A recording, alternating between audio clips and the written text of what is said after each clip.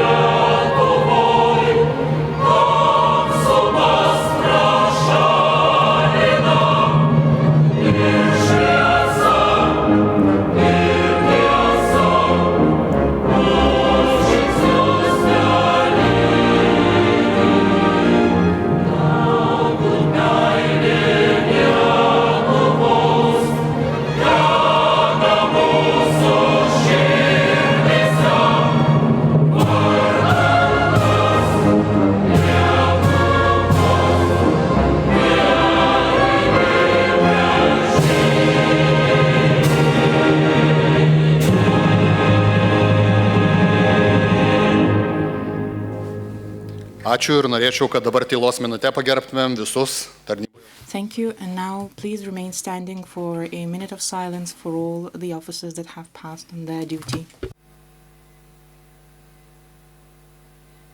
Ačiū. Thank you.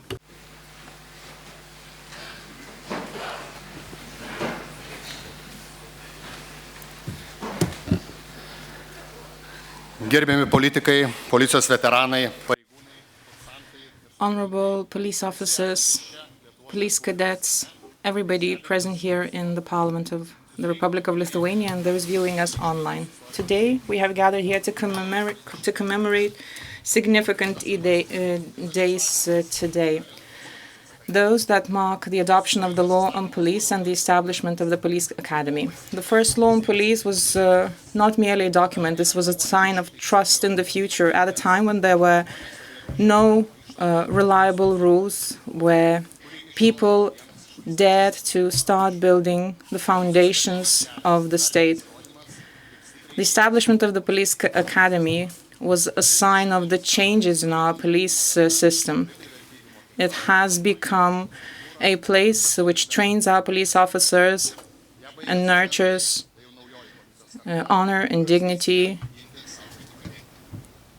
manifested by our police officers. Today's event is a place for us to commemorate those that have been at the roots of the foundation of our structures. This is the time where we can discuss our future police, what kind of police we will build, what kind of history we will create. May this day be our commitment for the future. And now, I would like to draw your attention to the screen where we will listen the welcome address by Mr. Juozas Olekas, Speaker of the Seimas of the Republic of Lithuania. Akademijos bendruomenė, pareigūnai, veteranai, studentai ir visi konferencijos dalyviai. Dear veterans, police officers, everyone present in this conference, congratulations on the 35th anniversary of Police Academy. This is an important anniversary not only for our police system, but also for the rest of Lithuania. Although I'm not able to be present with you in person, nevertheless, I would like to congratulate you on your achievements.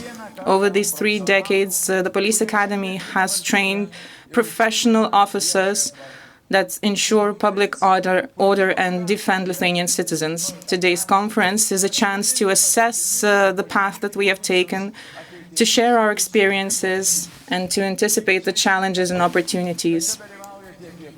It is important to note that both Lithuanian, international, and Ukrainian police officers are taking part in this event. The experience of police officers will definitely give us some important insights. I'm grateful to the police veterans in their efforts to re-establish the Lithuanian police. I'm grateful to the police officers for their daily duties, and to the police cadets, I'm grateful for their devotion to their service and to our homeland. I wish you fruitful discussions, successful solutions that will contribute to reinforcing the security of our state, as well as consolidating the future of the Lithuanian police. Kviečiu šalia savęs Seimo. Now I would like to give the floor to Saulius Tripeka, the advisor to the Speaker of the Seimas, who is going to present the awards on behalf of the Speaker.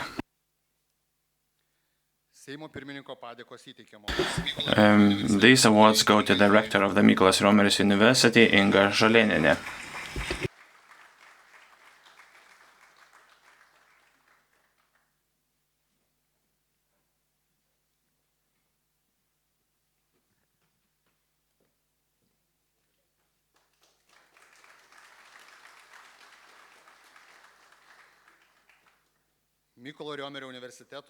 The Public Security Dean of the Lietuvos Respublikos University, Mantas Bileišis.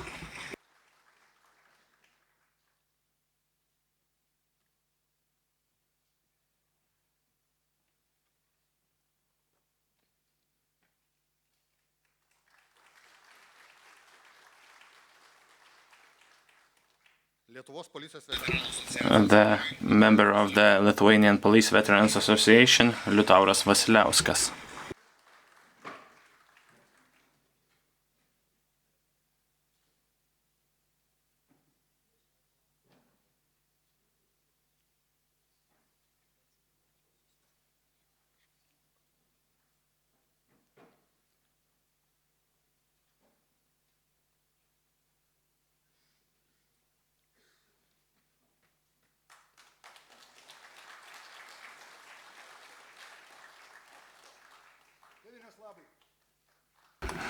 For the state, for the country.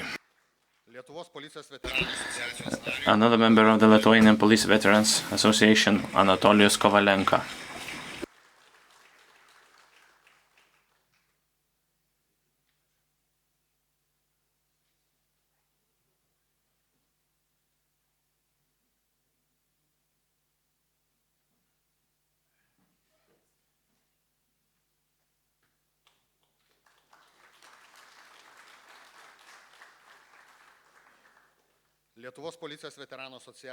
Another member of the Lithuanian Police Veterans Association, Alvydas Šakočius.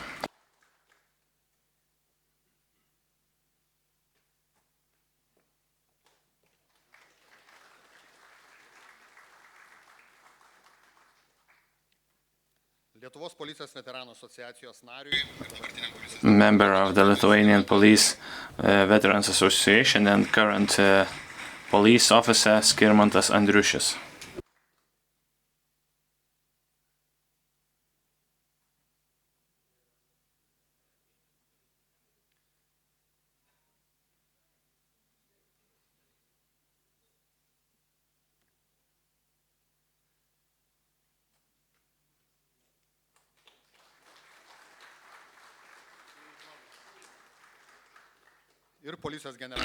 And the Deputy of the General Commissar of the Police of Lithuania, Mr. Renaldas Žakonis.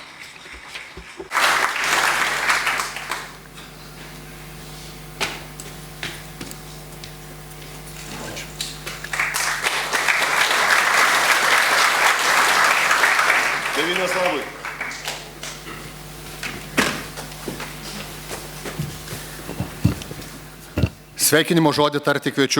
And now I would like to give the floor to the host of the conference, Member of the Parliament, Saulius Skvernelis, to deliver a welcoming address.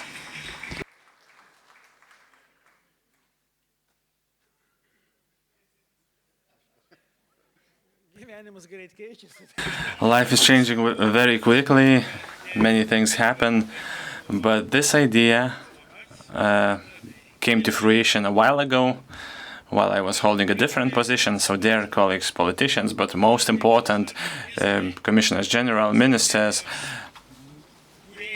founders of the police academy, other officers, students, cadets, guests. Today we have an opportunity to remember, first of all, because yes, it is important to talk about the future of the police, but the most important thing is to remember, and there's a lot to remember. I think that our history and historians have not yet sufficiently assessed the role of the police when re-establishing the independence of our country, because everything went smoothly, and every citizen thinks that it must have happened like this in any case, even though at that time at the militia, so-called militia, there were many people of different nationalities, of different opinions. Before that we had the Communist Party structures, and the then Ministry of the Interior. In that ministry, the militia was one of the first institutions to depolitize, and now we take it for granted. The Sąjūdis groups were founded in the then police.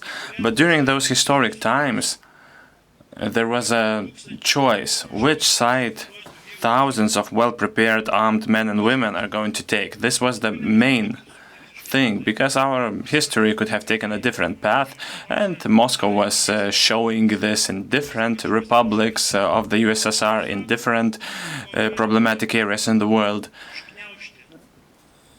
They could have suppressed our independence if the system had not made a firm choice to go in the direction of independent Lithuania, of its people and its new government.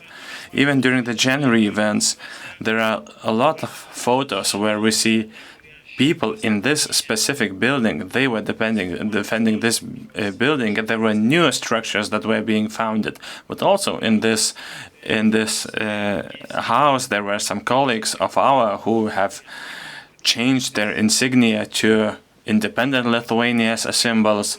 In the internal courtyard of this building, the teachers and students of the police academy stayed there, and they did not waver.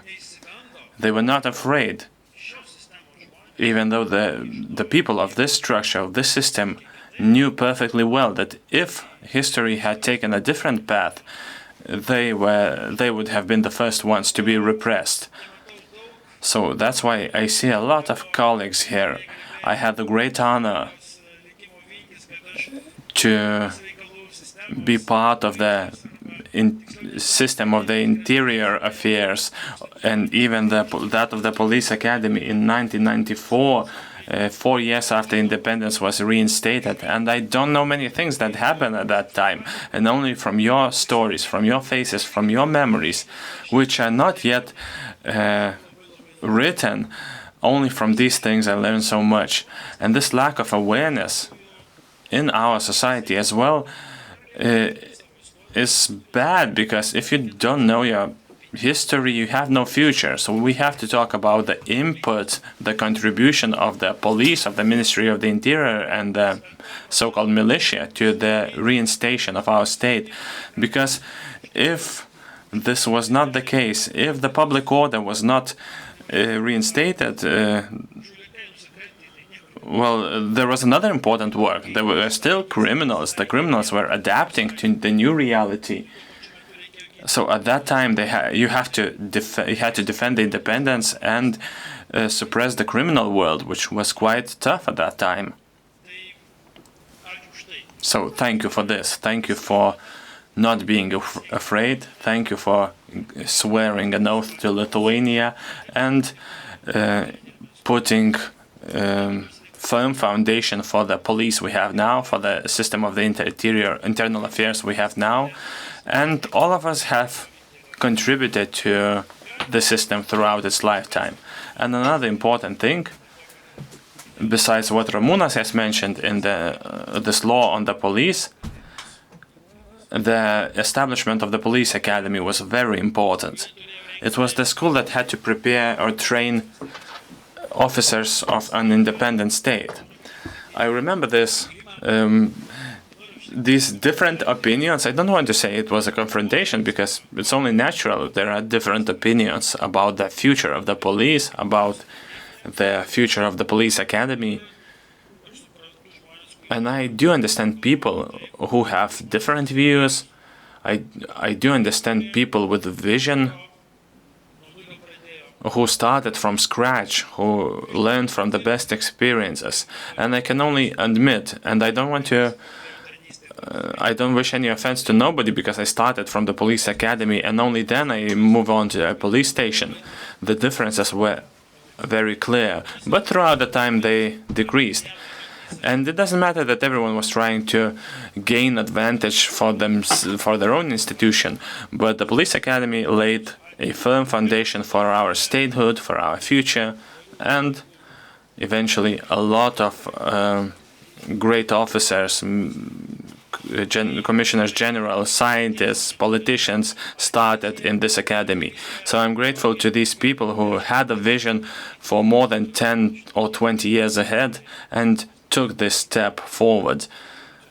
So the Lithuanian Police Academy throughout its evolution was a very important part of our public security. So I'm proud that I can be here together with you. I'm very grateful to the organizers. This patronage of mine was mostly formal at that time, but your willingness, your wish to gather so many people, we could have gathered even more because we need to gather together to see each other. All of us are changing. Some of us still look great, and they barely seem to change throughout the year. Some of us got older, some of us got younger, but it's a must for us to have a chat together because all of us, all of you are part of the Lithuanian history. And I have a separate word of appreciation for young people who have selected to work in the police, because it's a difficult time. The system of the interior is always the next priority. Let's focus on the teachers first, you will follow, but then we get the health affairs, culture, national security, and still to this day the internal affairs are the second priority. But I think it's a breakthrough. We can no longer be the second priority, so let us stand together, let us put our own contribution, whatever we can, to make sure that this situation, when there's a shortage of people, when the workloads are huge, when people are leaving the system, when people don't feel appreciated, this cannot continue. And at the same time, we have to encourage young people to study in the Mykolas Riomeris University, in the police academy, in the border guards academy. So we must make sure that, well, maybe it's not the first priority because it's the external national security threats that is the priority, but let's say it's the first B priority. So thank you. It's a great honor to be among you, and a great honor. It was a great honor to be of service, to wear the uniform, and to this day I'm still proud when somebody calls me a policeman. It's the greatest possible honor for me. Thank you. Dėkojame konferencijos globėjui. Dabar norėčiau pakviesti Seimo Teisės ir Teisėtvarkos komiteto pirmininką. Thank you very much. And now we'd like to give the floor to Mr. Julius Sabatauskas, member of the Seimas Committee on Legal Affairs.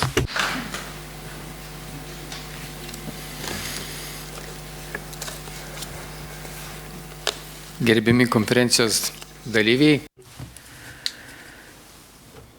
Participants of today's conference,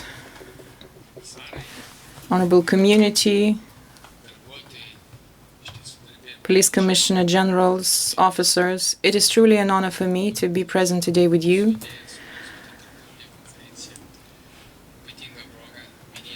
Not to mention the special occasion that we are marking today, the adoption of the first law on police and the establishment of the police academy. The idea to review the path taken and assess future challenges is definitely important.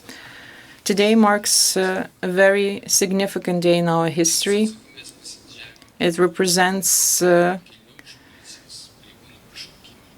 a very significant day that forces us to take pride in the achievements of ours. Police officers will also be important for our security.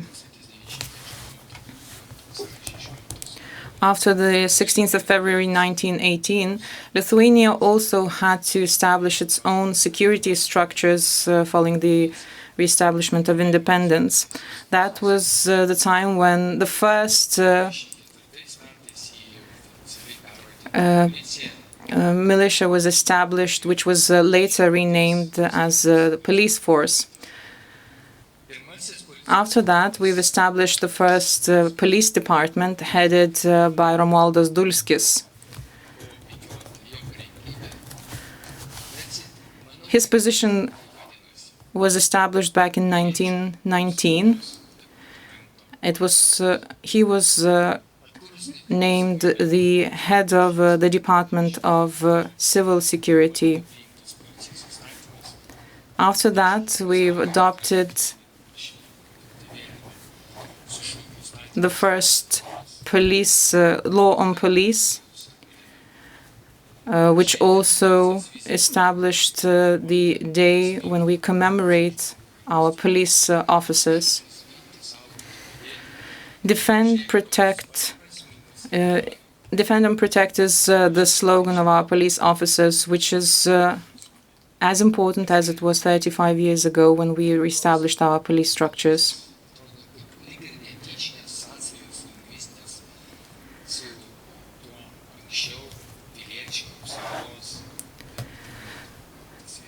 The Department for the Protection of Citizens, or for the protection of civil structures, that was later named the Police Department, was not a coincidence. It represented the protection of our citizens.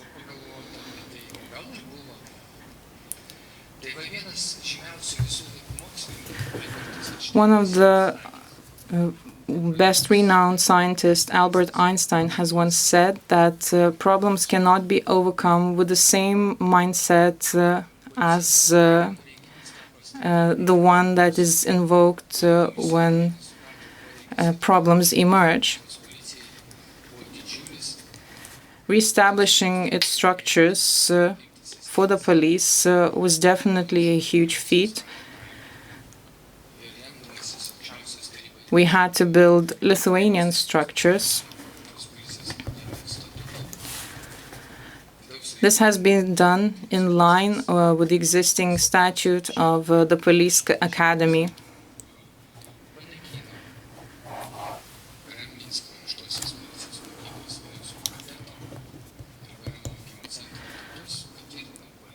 The then head of the academy repealed the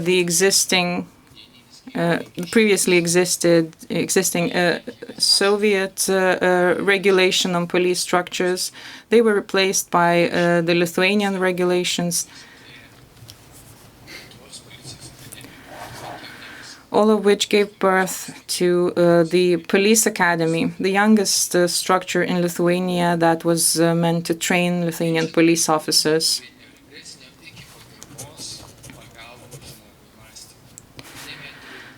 The academy nurtured not only professional skills but also leadership among police officers,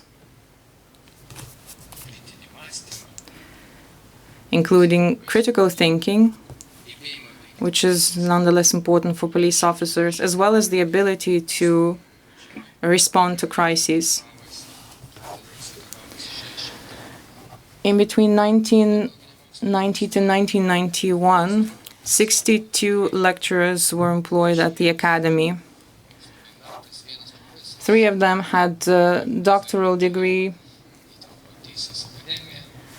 Later on, the academy became a legal academy, subsequently becoming a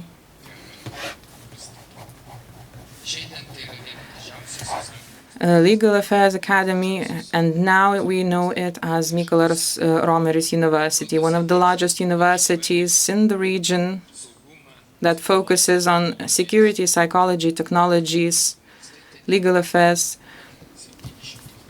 employing now over 700 lecturers. It is one of the largest universities in Lithuania, focused mainly now on social studies, and having over 13,000 students. At the time when we began establishing this institution, those were times of changes, and at those times we needed not only laws but also people that would defend our citizens. I cannot but mention first Police Commissioner General Petras Liubartas, who was the first to stand in the line of defense and is now ready to share his experience as well. The mission remained the same 30 years onwards. However, we must not forget that the world is changing, and so are we. We cannot avoid global challenges, those that are related to the fight the war in Ukraine, disinformation, technological changes, artificial intelligence, data analysis, digital platforms, and so on. Let us not forget the changing public needs, changing responses of our society to the crisis. And so police officers now must be proactive, capable of anticipating threats and acting in cooperation with society and international partners. This is not a choice but a necessity. International cooperation is of utmost importance as well. National security is a joint commitment, and so Lithuania must be active in the field when it shares its experience with others. For security goes beyond our national borders. We can also say that today's Lithuanian police community is a modern one, which is focused on technological developments and progress. Dear colleagues, as we review historically the path that the Lithuanian police has taken, I cannot but recall the words by Václav Havel, former president of the Czech Republic, who said that responsibility of others is the price for freedom. So police is the force that protects our freedom. Thank you to all of those who contributed to the building of this kind of history and who continue to build a safe Lithuania, who continue to protect the freedom of Lithuania. I thank you all because our peace depends up to the efforts of all of you. Thank you. Dėkojame komiteto pirmininkui ir dabar sveikiname. Thank you to the chair of the committee, and now I would like to invite the Minister of the Internal Affairs, Vladislav Kondratovich, to give a welcoming address.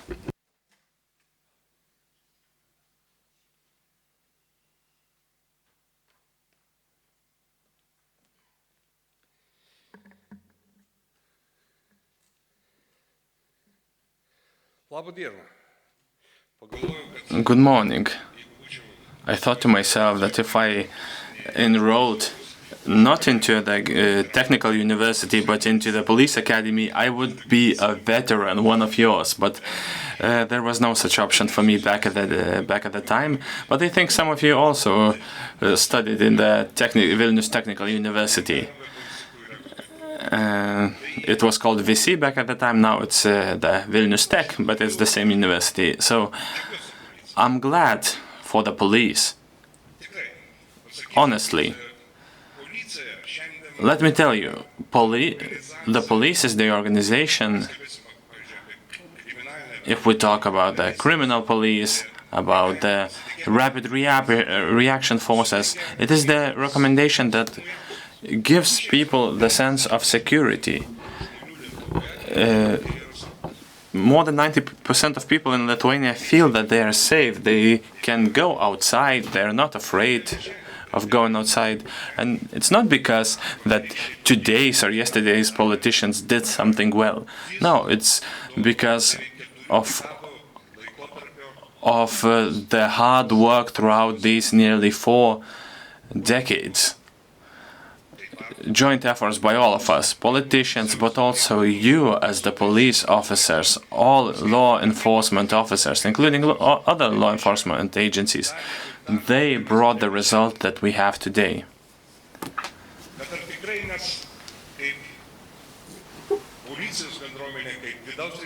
But are we, as the police community, as the internal affairs community, can stop?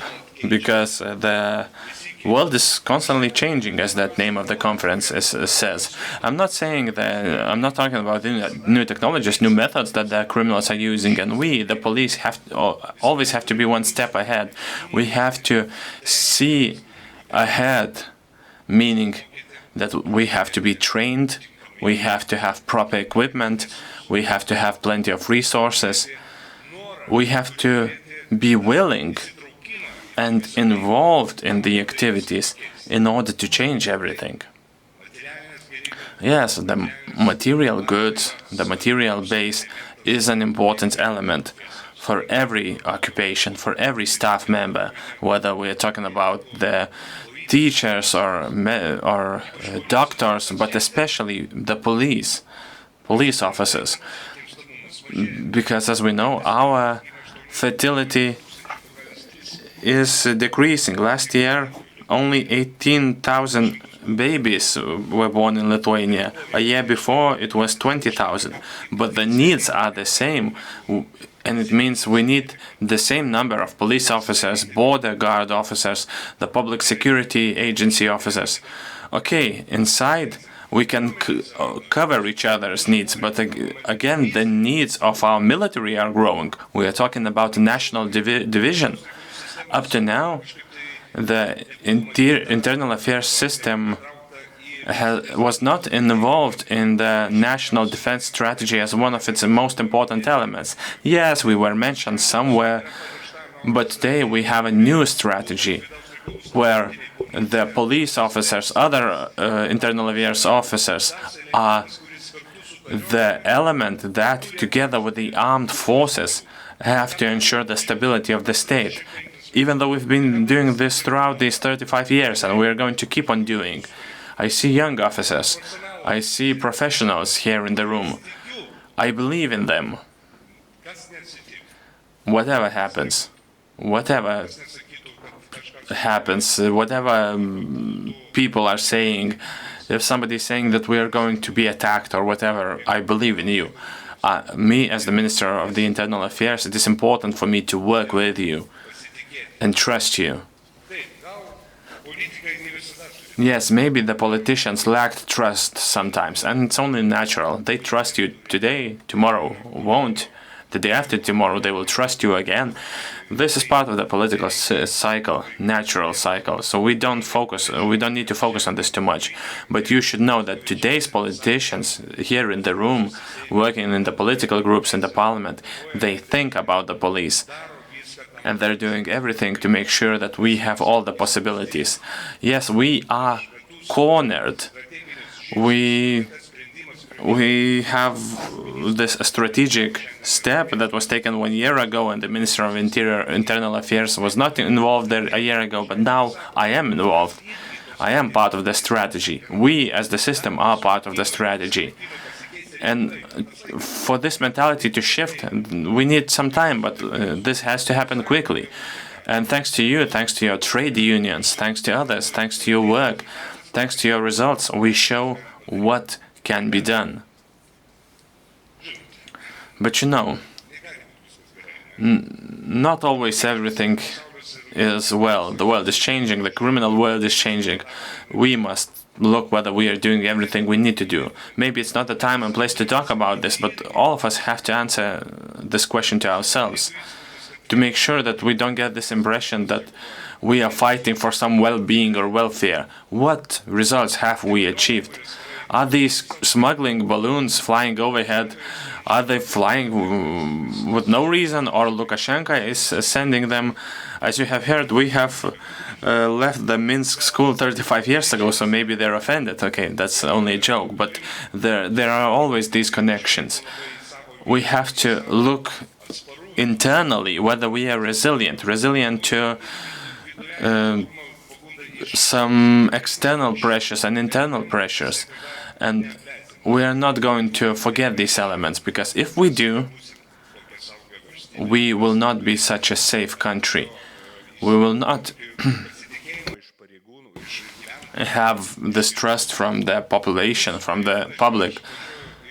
Today, when I go to the Europol, our officers are top-notch. Whenever I go to the Frontex, they are welcome there. You are welcome there. You are being invited into these fora. For me as a politician, well, it's very delightful, and I'm very happy for you, honestly. Not because we are signing some political memoranda, no, because of the work you do, but this should continue. And we, as politicians, we think about it, and we are going to put every effort in order to achieve this. Yes, we need to find a balance, because finding a balance in the national budget, that is very tense. We have the defense budget, nothing to hide here, but we are putting every effort that the police, the border guards, other agencies are part of this defense strategy. So we're going to do this, and we're going to achieve this. So, esteemed officers, dear veterans, former police officers working somewhere else now, I would like to wish you wisdom to maintain this, to keep on carrying this flag of law enforcement of a secure country, never stop, because whenever I meet officers and I see the enthusiasm, the willingness they have to fight for the truth, to work, I think this shows that our future is bright. So,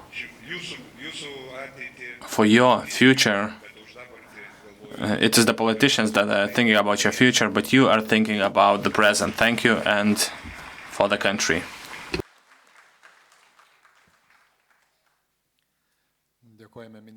Thank you, dear Minister. And we're going to begin our conference. So, the first presentation will be delivered by the first Police General Commissioner, Petras Liubertas, who is going to share his insights. He is going to share the memories of the police work after the reinstation of our independence.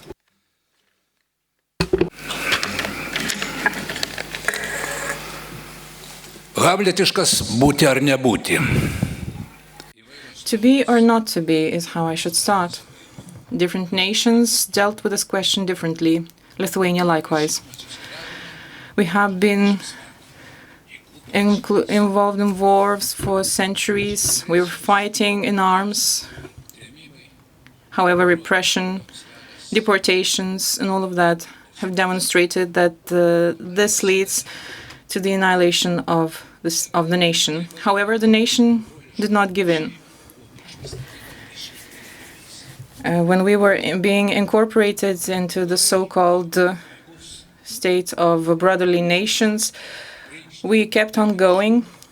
We were earning our bread in dignified ways. We were doing everything we could. We carried on.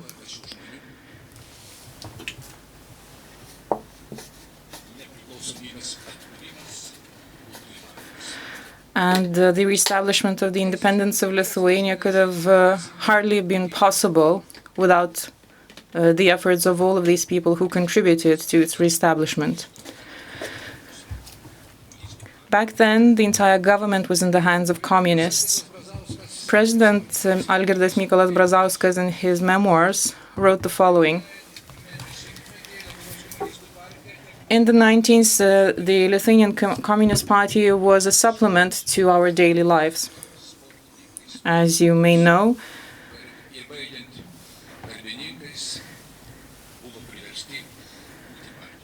the most renowned people in Lithuania were forced to become members of the Lithuanian Communist Party.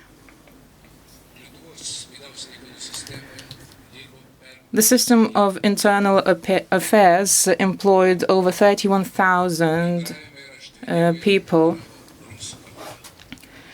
Russian was the dominant language of communication. Ministers' orders, as it was in Moscow, so it was in Lithuanian, issued in Russian, mainly. The political party considered the system of internal affairs crucial.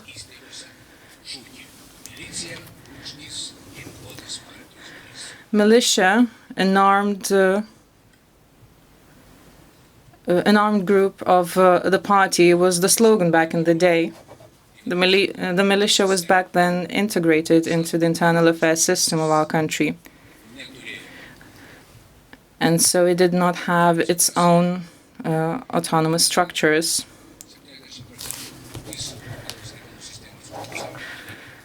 About 70% of the internal affairs functions were handed out to the militia.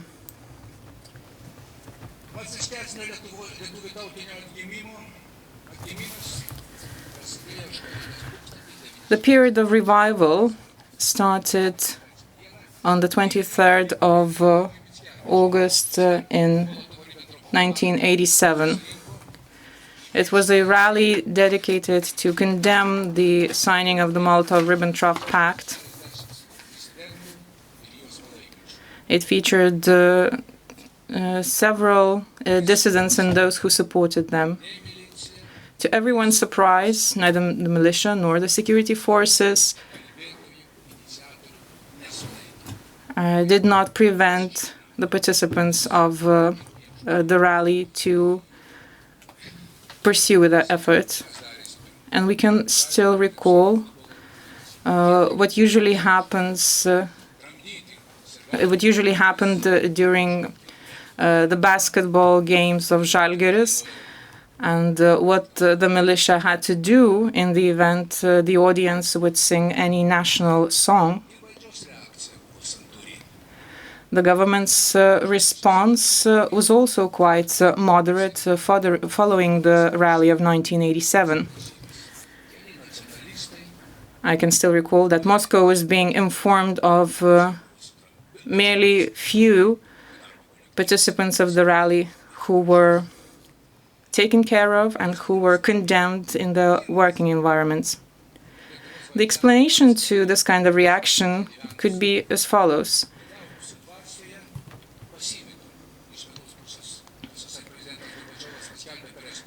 The communists were at a loss. On the one hand, Gorbachev has declared its perestroika. On the other hand, some kind of nationalists started annihilating the communist ideology, in essence. And the way out of that was quite simple. The government simply pretended nothing has happened. In the meantime, the people realized that the government started to fracture. The catalyst for all of the positive changes was the September of 1988. The Lithuanian Freedom League planned to organize a huge rally in order to condemn the annexation of Lithuania. The decision whether or not to permit the rally was taken within the top ranks of the Communist Party. And on the eve of the rally, the permit was not issued. Different alternatives were suggested. Among them was preventing the rally in arms. And so the final decision was only adopted on the eve of the rally.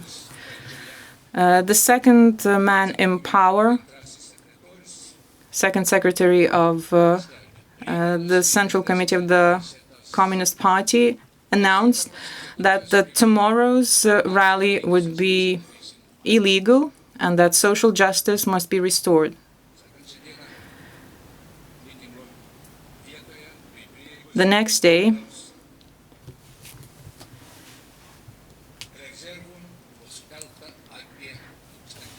about 1,000 militia forces, in addition to reserve forces, and the soldiers of the military dressed in uniforms of the internal affairs were gathered in front of the rally. And so the rally took a different turn than the government expected. Thousands of people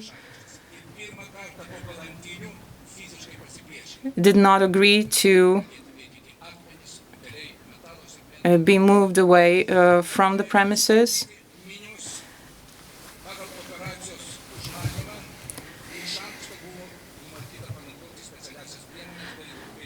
Special measures and tear gas were planned to be used against the participants of the rally. And the Minister of the Interior only had to give the permission to do that. The acting Minister of the Interior, Marijonas Misiukonis, said no to that. To everyone's surprise, he simply ordered the military group to leave the cathedral square.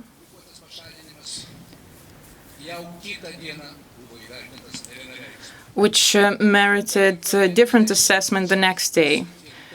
However, with decades on, I am convinced that the decision to take the armed forces out of the cathedral square back then was one of the wisest decisions that had been taken back in the day. The Lithuanian militia did not shed the blood of Lithuanian citizens back then. And let us not forget the events in Baku, in Nagorno-Karabakh, and other regions where so-called Zachitskas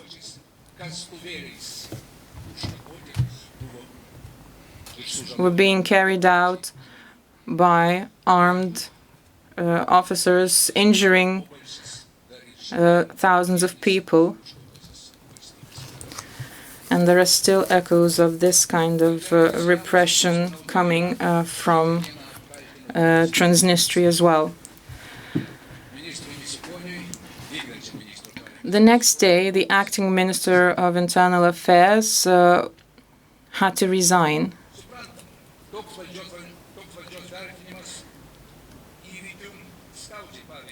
Certainly, this kind of assessment of these events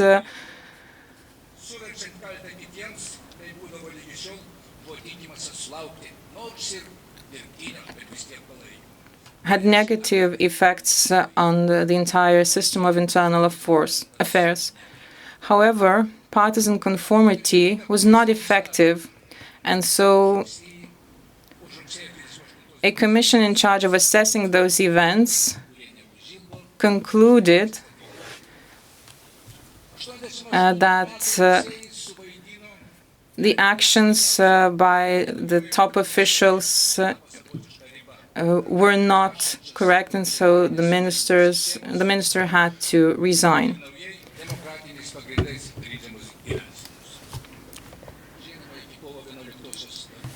This certainly resulted to the changes that have emerged in society, although there was still a long way to go to the events of the 11th of March 1990. However, the president said back then, the process has started. In Lithuania, as well as in other neighboring republics, national movements were gaining strength. They were engaged in heated debates over further developments of their states. Virtually every day, different mass gatherings of people would be organized. The government, particularly local government, requested from the local militia to quell such mass gatherings. Moscow did not remain silent as well. The Minister of Internal Affairs of the Soviet Socialist Republic signed an order instructing the deployment of military divisions to different areas locally. As soon as the Polish political union was established, they declared that they would seek autonomy in the territory of the Republic of Lithuania. And soon they did try to achieve just that by declaring autonomy while remaining loyal to the Soviet constitution and Soviet laws.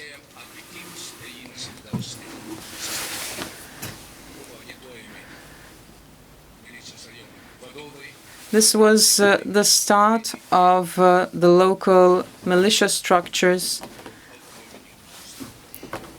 being encouraged to take the side of those who were seeking autonomy. Realizing the consequences of the movement for autonomy, the Ministry of Internal Affairs sought depoliticization and continue developing the idea of the militia following only the word of the law.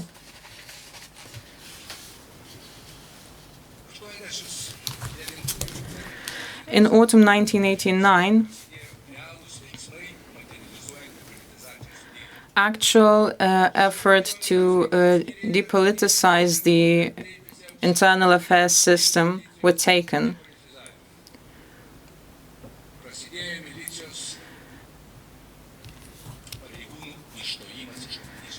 This was the start of police officers leaving the Communist Party.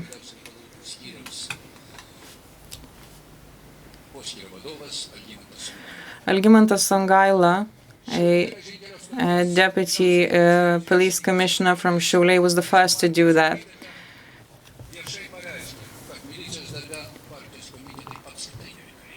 He, as well as others, ultimately declared that the political party, the Communist political party, does not need any militia officers in their ranks. And you can only imagine today the consequences that they could have faced for such actions.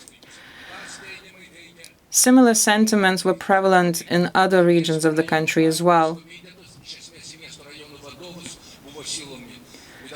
Local political branches were electing new top officials.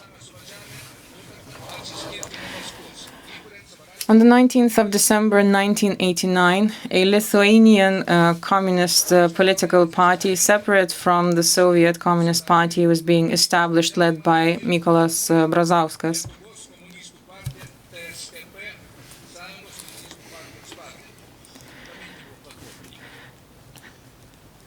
They were deemed platformist. Such actions were controversially accepted. It was a multinational party. However, there were some differences across the different regions.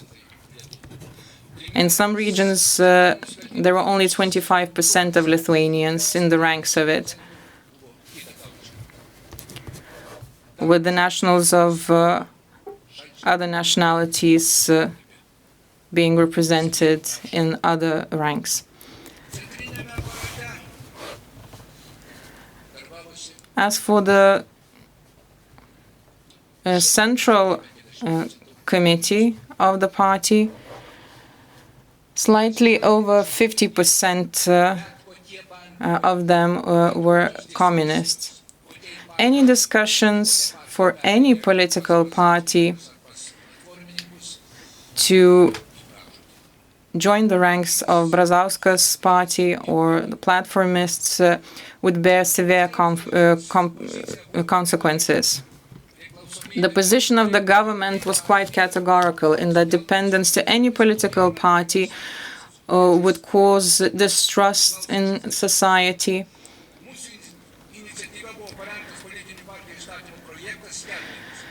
And so the government drafted a law on political parties declaring that anyone that serves on the police force or any other internal affairs structures cannot be members of political parties.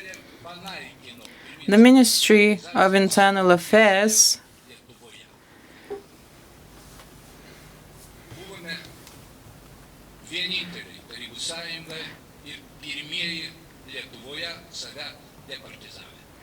issued a regulation which meant to depoliticize internal affairs structures. We were among the first to do so across the Soviet Union.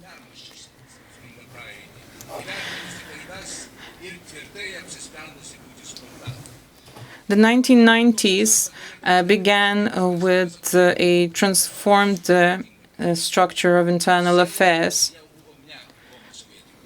We were no longer Homo Sovieticus at the start of 1990, although we were still deemed militia.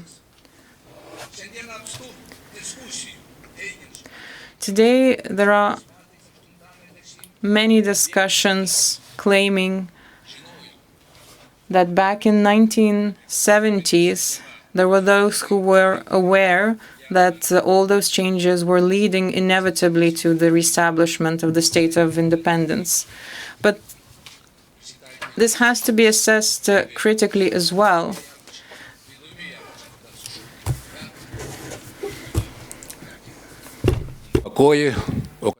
They always know whom to follow, so to say, even though barely anyone could foresee the future date for the reinstation of independence. Even the national movement Sąjūdis, who on February 1990 publicly announced that they will strive for the independence. What about the global reaction to the 11th of March? The U.S. ambassador to the Soviet Union, Jack Medlov, describes the meeting with the Sąjūdis leaders. Landsbergis explained that they are gathering the Lithuanian Supreme Council to announce independence. The question is, how will the U.S. react to this announcement? I told them that we don't need to expect recognition, international diplomatic recognition from the U.S. The 12th of March in the daily lives was barely any different from the 11th of March. Professor Panas Kurijas, the Minister of Justice of the First Cabinet of Lithuania, described the time as follows. The independence was our legal and spiritual state, but not the reality yet.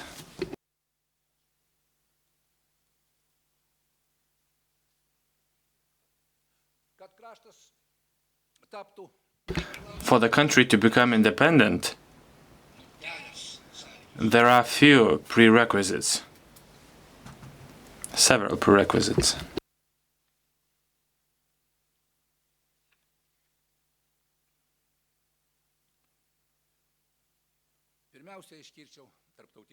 First of all, I would say we need international recognition, and the situation was quite tough. Iceland recognized Lithuania only after a year.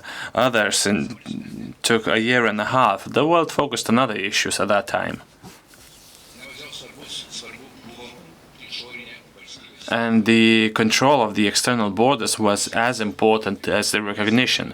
During the first days after the independence, the Supreme Council issued an order regarding the establishment of the Lithuanian national border control points, and it was the Ministry of the Interior that was supposed to do that. We began the consultations for the functions, for the structure, for the border guard service, and in the prison of Pravieniškės, the first border markers were created. But during the changes of the economic situation, the fragility of the country, the political leadership changed this border control to economic border control. It was still the USSR army that controlled the borders physically, and only in the October in 1990, militia and volunteers started controlling the border. In Lesdieji, a representative of the White House described the situation as follows: to be recognized by the US, the Lithuanian government must control its territory and borders. And only at the end of 1990, the actual control of the border started. 50 border control stations were established. What about the internal situation? When the independence was established, 5 military divisions were deployed in Lithuania of the USSR Army, involving more than 100,000 Red Army soldiers serving in these divisions. Due to special orders, another 3,000 soldiers entered Lithuania. Based on the conscription of 1990 in spring, more than 6,000 young Lithuanians were supposed to be drafted to the USSR Army.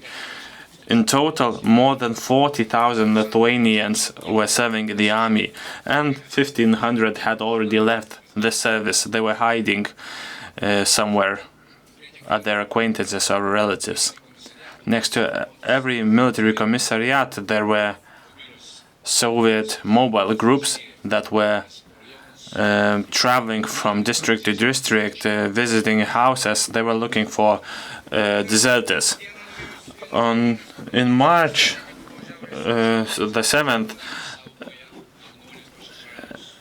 the officers who were protecting the deserters were beaten. Žiegždriais mental hospital was attacked. By being afraid that this peaceful protest could turn into an armed resistance, the USSR president forced the Lithuanians to hand over their arms. It was the USSR Ministry of Internal Affairs that was supposed to execute this, but the Lithuanian police ignored the order. When assessing the results, the USSR Army commander said that the troops cannot execute order in Lithuania because Lithuania does not cooperate with us. There was a lot of activity at that time. On the 25th of March, the academy was taken over. Then the party central committee was taken over, which is the current government building. On the 30th of March, the archives were taken over, then publishing houses, transportation facilities. On the 30th of March,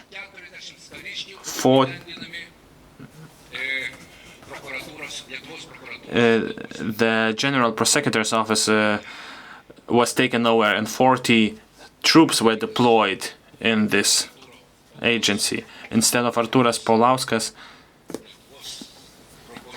new prosecutor was introduced by the USSR Prosecutor General, and he was supposed to be in charge of all the procedural actions. In Lithuania, there was over 17,000 imprisonment institutions.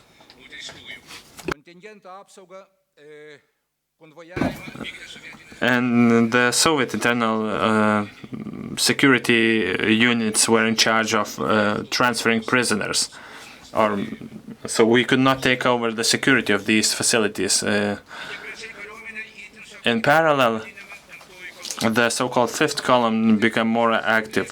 On the 18th of March, the Citizens Committee was established that said that in Lithuania, re-establishing the USSR constitution should be re-established and nationalist government should be thrown out. New structures of governance should be re-established. Also, the Free Businessmen Association was founded, the Vilnius Commercial Bank, the People's Network was expanded. The Lithuanian USSR Party Committee was established with the task to found new structures under the USSR Ministry of Internal Affairs. They were trying to establish party structures in the transportation, in militia, in the so-called Bartashunas Academy.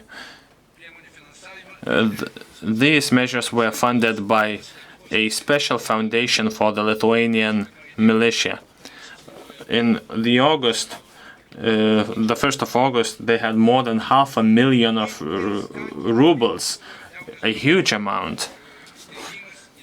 The people's squads were founded, motivated by money, by discounts to cars, to carpets, to other goods, to promises to get an apartment. And I'm going to touch upon this in the events of January a bit later.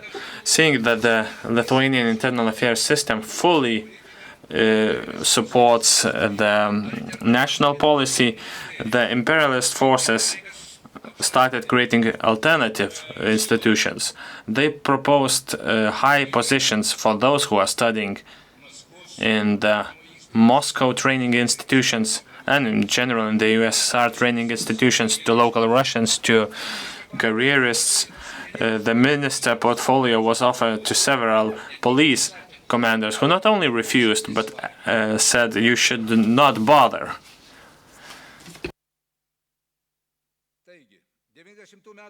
So in spring 1990 in Lithuania there were two communist parties, two prosecutor's office, two security offices. The Soviet armed forces was in charge of the Lithuanian armed forces, the Supreme Council Protection Department, and the KGB was still operating. In May, due to the developments, different approaches came to light. The international pressure to postpone the implementation of the 11th of March Act was global, starting from Gorbachev, which is understandable, but also the pressure came from other leaders. Helmut Kohl, the German chancellor, said, "We are not inciters." We sent this message together with Mitterrand, a letter to President Landsbergis, with encouragements to postpone the announcement of the independence and start negotiations with Moscow. The French president said Lithuanians are going to ruin it. I would understand Gorbachev if he applied force. The Lithuanian prime minister agreed to apply a moratorium to the Lithuanian Independence Act. The Lithuanian political leadership had a different opinion. Different opinions were escalated, and the threats of betrayal started. They had to solve the issues of the strategic objects protection, border protection. Let me remind you that the Ministry of Internal Affairs was funded by Moscow, and only from 1990 it was funded by the Lithuanian national budget. These are not overnight decisions. We cooperated with Moscow not for pleasure. Somebody said that we were sitting on two chairs at the same time, but it was not our choice. And the approach by the Lithuanian political system towards the Ministry of Interior Affairs was reserved. Mr. Skucha said the ministry was unreliable. The leaders did not believe in the independence. They listened to Moscow. It's a pity that not a single police officer was trying to move on to the independent side. And Mr. Landsbergis agreed with this opinion. Some of the Supreme Council deputies distrusted the system. Mr. Vasiliauskas, in a meeting with the leader of the country, said, you have to trust without trusting for Lithuania. Well, regardless of different positions, the internal affairs system established the independence. A few weeks after the independence, a working group was founded, and this order to found a working group, it was a public announcement to everyone, including the pro-imperialistic forces, saying that Lithuania was establishing structures that are going to defend Lithuanian laws and serve Lithuanian people.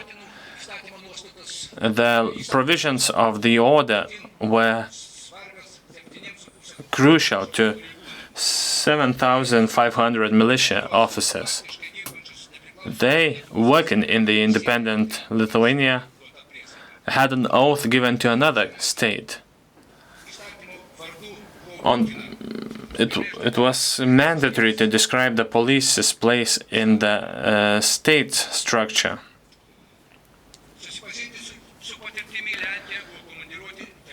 Several members were sent to Poland, and we're grateful to Professor Widansky participating in our today's conference, who was working as the Deputy Minister of the Interior of Poland, for his support, for the methodological support in reorganizing our militia to police. The draft law in the Supreme Council was submitted in August, but the Supreme Council ignored the government's proposals, and they were trying to push right-wing radical ideas. They were trying to push some uncoordinated proposals. Therefore, in the parliament there were huge discussions. When the draft proposal was discussed, 6 meetings were held, and it was a record number.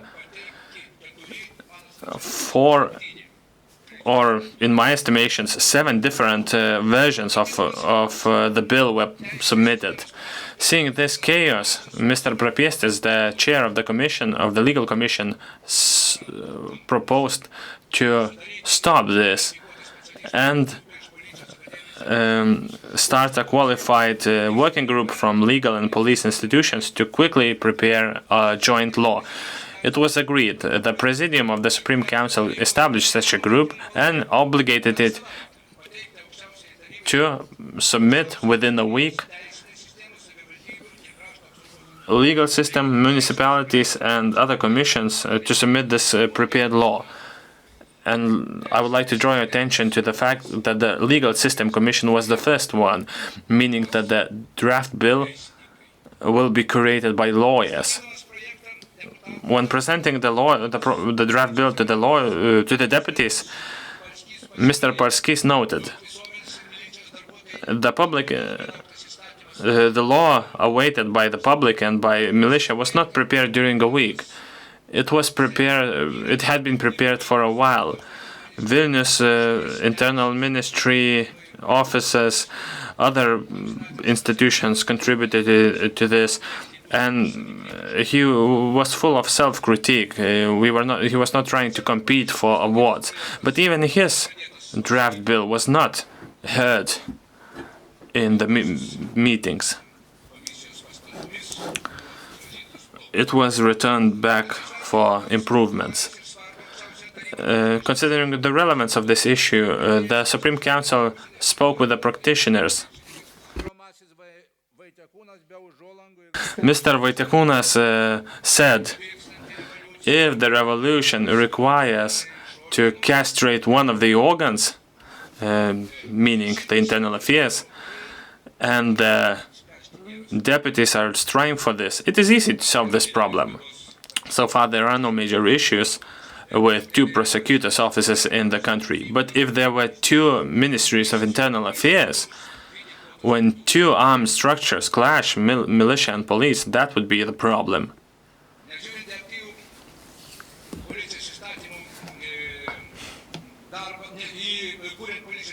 when creating the the law on police work, in November, the head of the commission proposed a new draft bill that he created at 2 a.m. The deputies stressed that structurally, police is being divided into two parts. It was proposed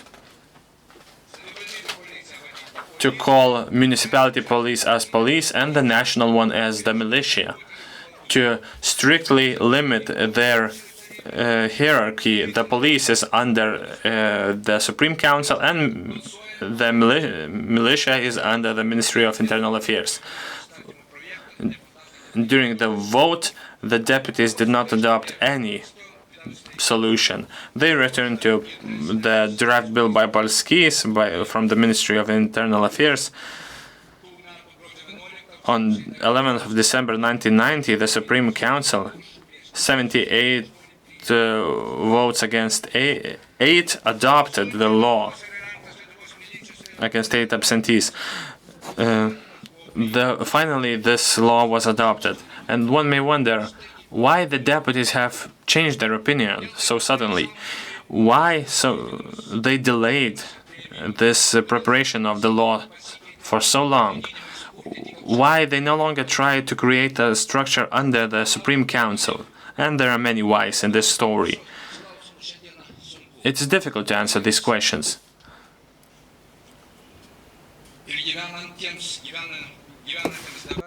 Because those of us still alive,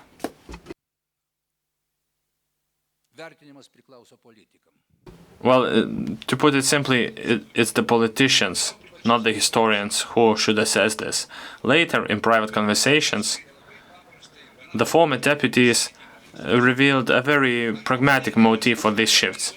Should we irritate this well-organized internal affairs system if we can pressurize it through via personalities, via officers who hold high positions?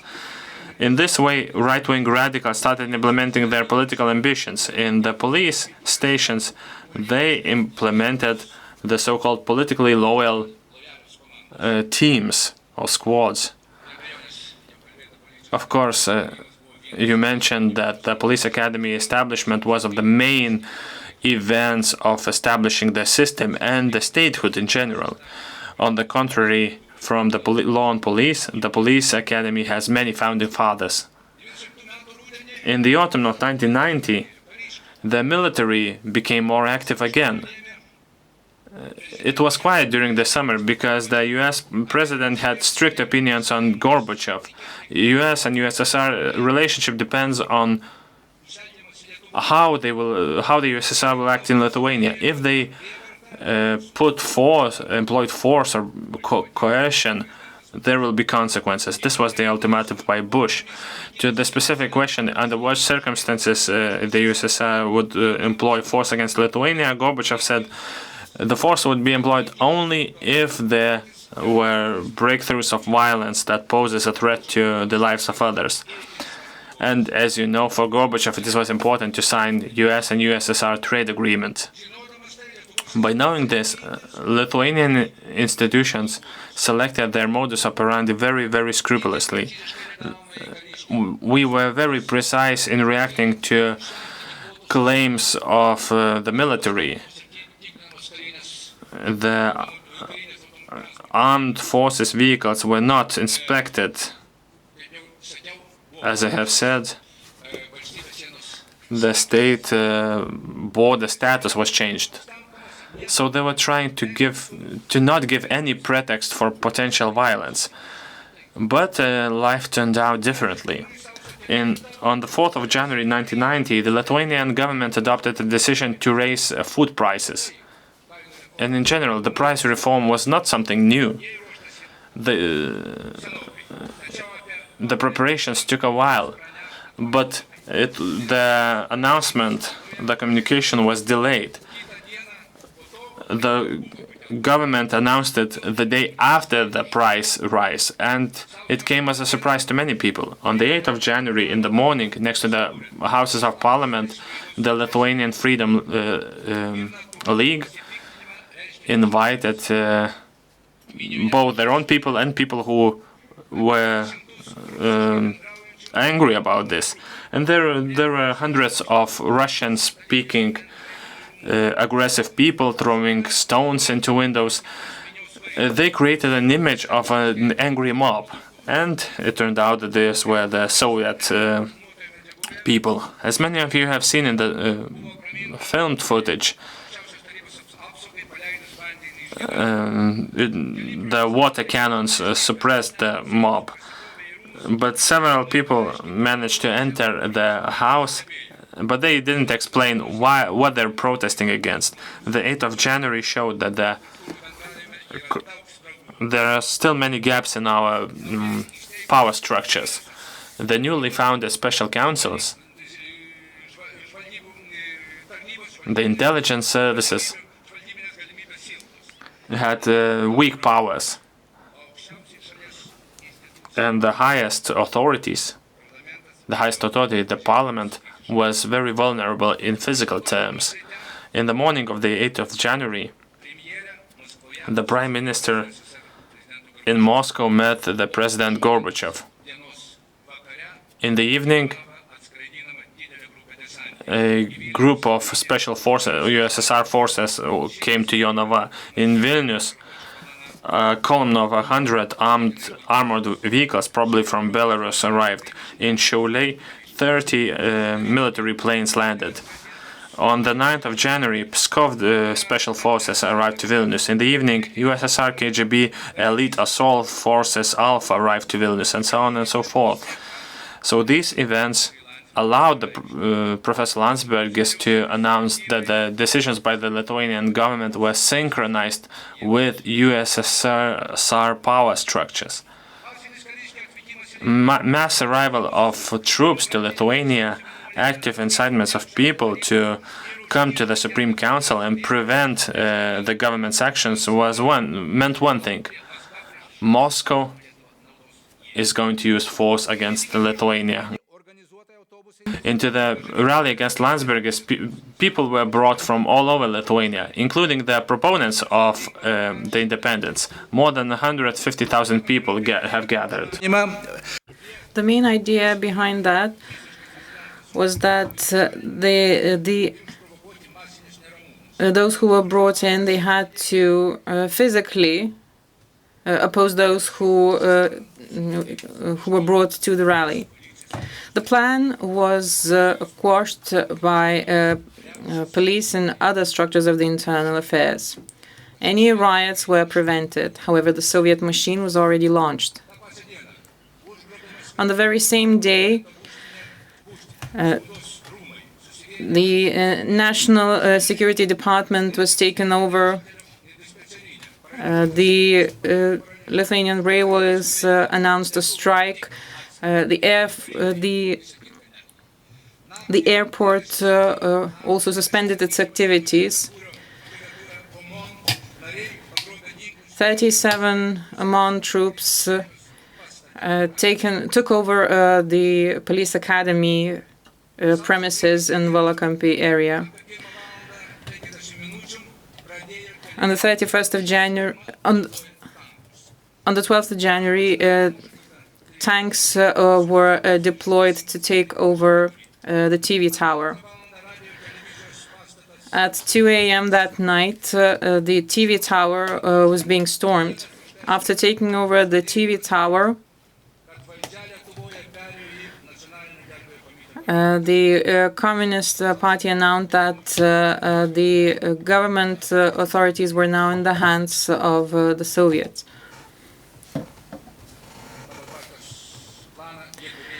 According to the plan of the party, they had to represent the people who were in the uprising.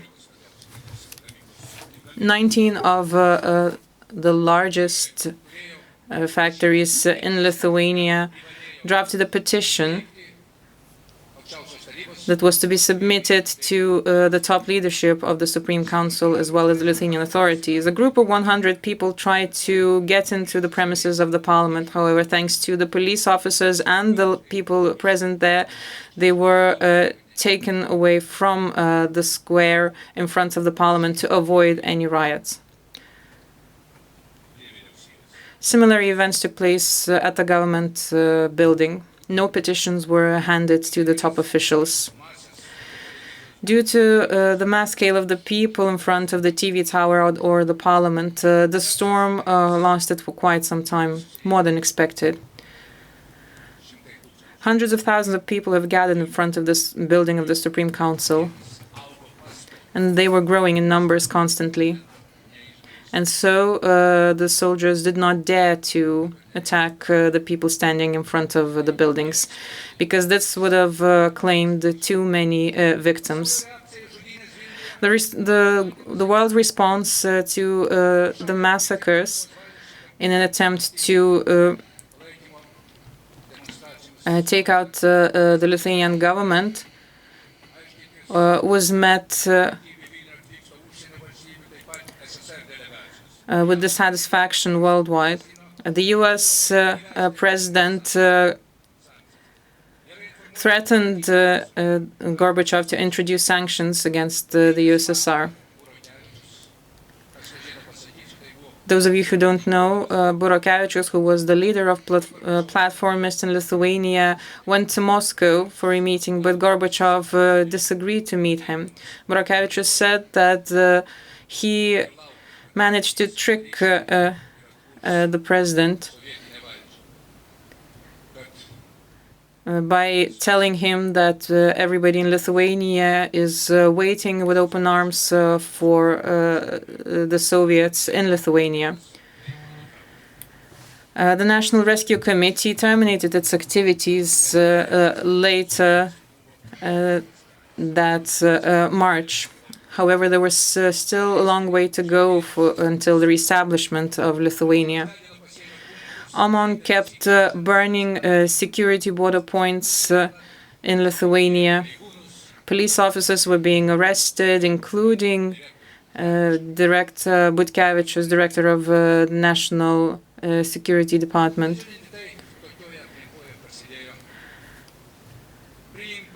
At the background of this, the law on police was being drafted, and at the end of January, the militia departments were renamed the police departments.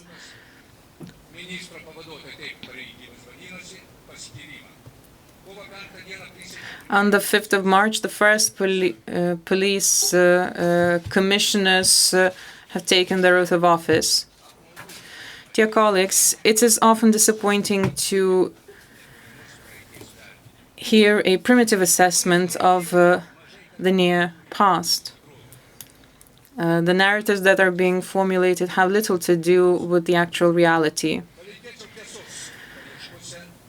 My only wish for everyone is not to get lost in those narratives.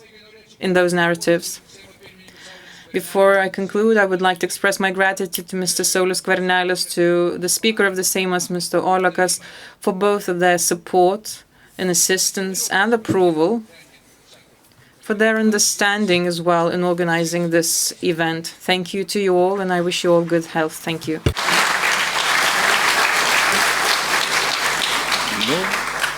Ačiū pirmajam generaliniam komisarui už labai išsamų pranešimą.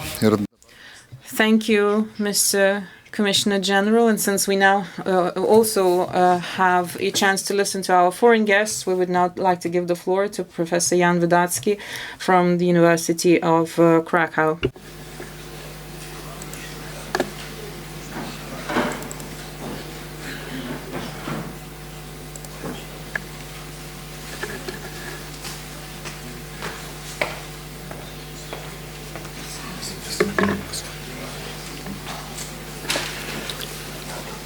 Panie premierze, panie ministrze, pani rektor.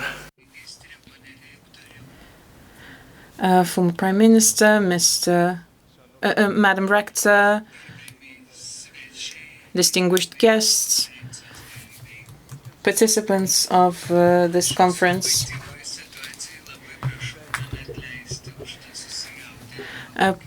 Apologies for my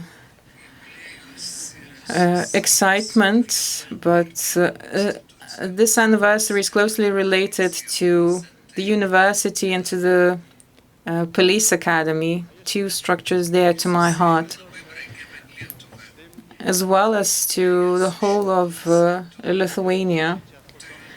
And I have also memories related to this building, memories dating back to 1990.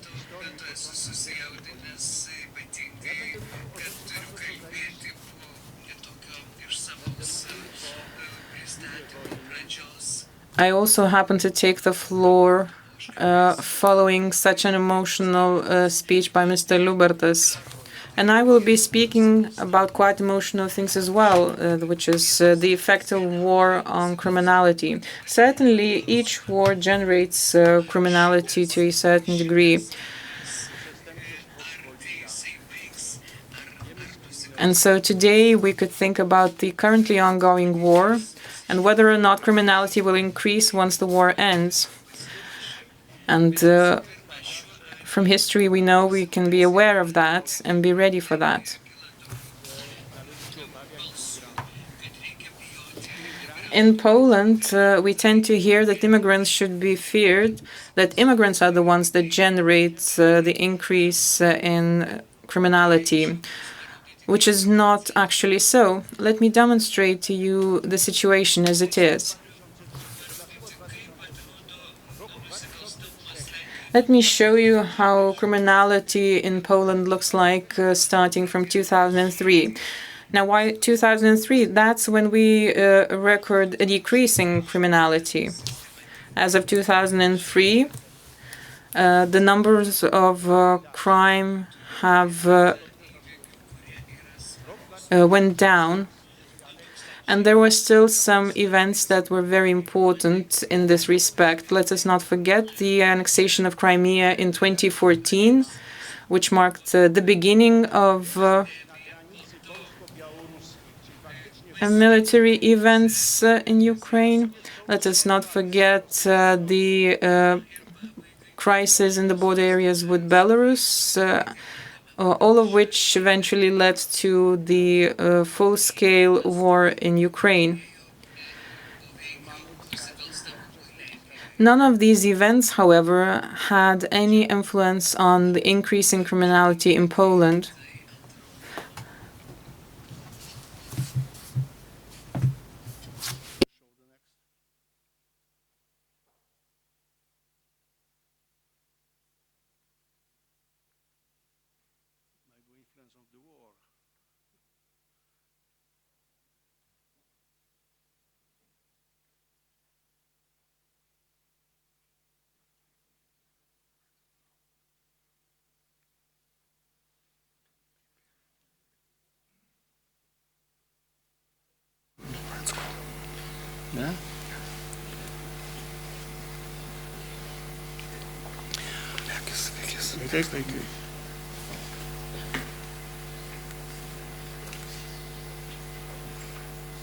Popatrzmy, jak to wygląda w poszczególnych kategoriach przestępstw. Zabójstwa. Liczba zabójstw spada. Well, let's take crimes in different categories. The murder rates have increased in the times of the pandemic. So the factors that I've mentioned before had nothing to do with these numbers. If we take a look at the numbers of rape, again, the numbers for this crime are also going down. The same could be said about sexual abuse.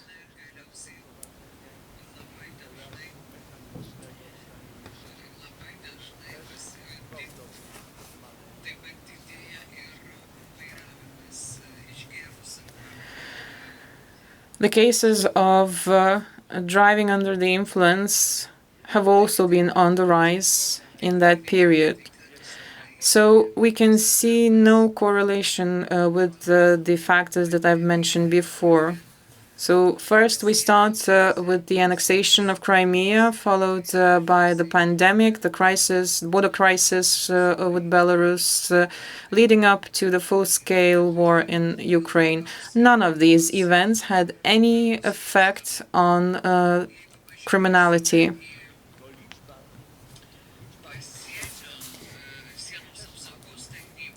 If we take a look at the statistics of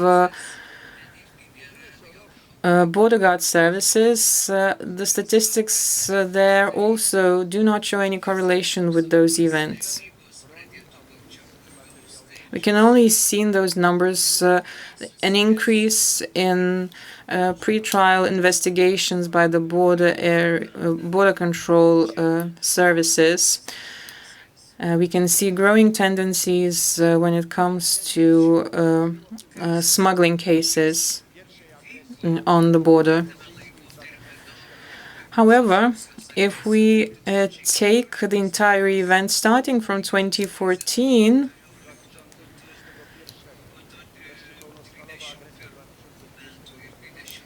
going to the years 2021 and the launch of the full-scale war in 2022, we can see that all of these events led to a huge influx of refugees from Ukraine. The number of foreigners in Lithuania has drastically increased following the war.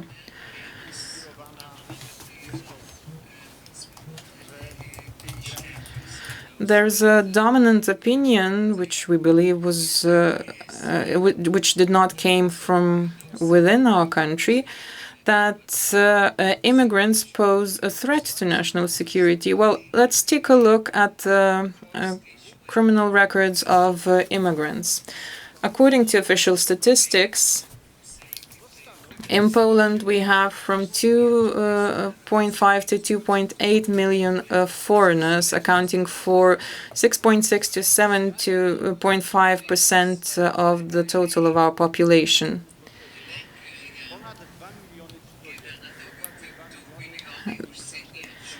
According to our registers, we have over 2 million of legally registered foreigners in Lithuania. Certainly, the largest group among them are Ukrainians, accounting for,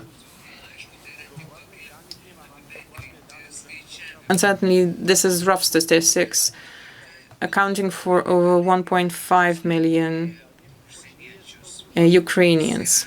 And these are legally residing foreigners in our country, although there are also those that are not legally registered. And so the legal Ukrainian immigrants account for 77% of all of the foreigners residing in Poland. So, as I have said, the majority of the foreign immigrants in our country are Ukrainians, followed by Belarusians. We have over 145,000 of Belarusians, followed by Indians, Georgians. And please note that these are quite small groups of immigrants if we compare them with Ukrainians.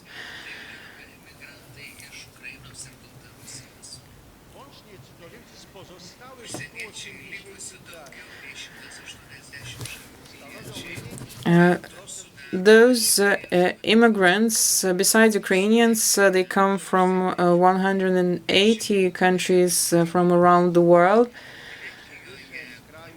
Contrary to what many think, immigrants from Africa or the Arabic countries account for only a small share of foreigners residing in Poland. According to police statistics, Foreigners that account to 67% of our population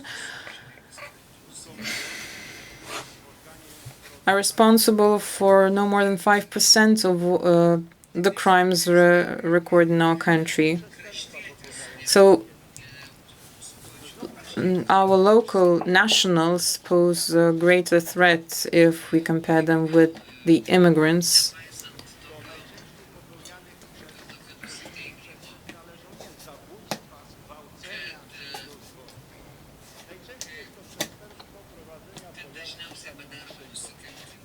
So despite the prevalent opinion that immigrants are responsible for the majority of crime, they are actually responsible for petty crime.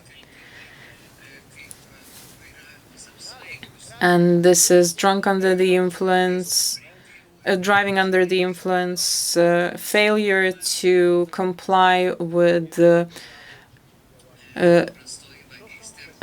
judicial orders,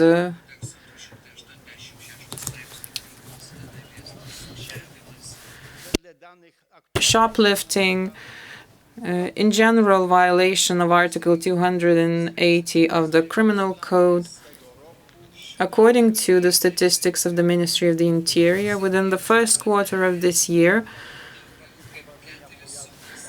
foreigners can be accounted for over 4,500 crimes.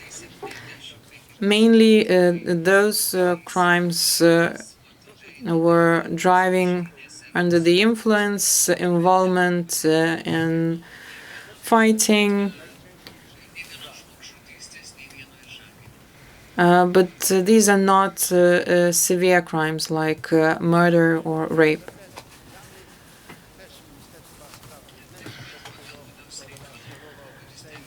Again, according to the statistics of the Ministry of the Interior, presented back in 2023,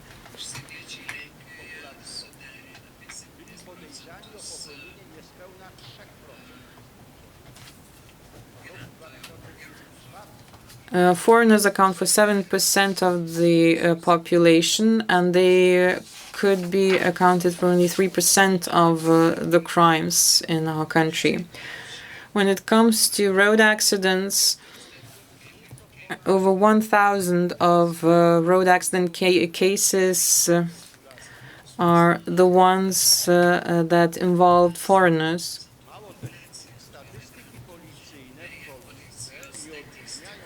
By the way, when it comes to the police statistics, no difference is made between temporary residing foreigners and those who have a permanent residency in Poland.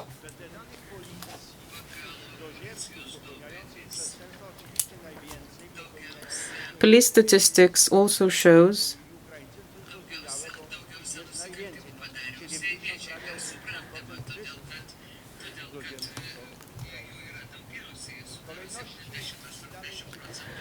that immigrants account for the majority of criminal cases among the total of cases of crime.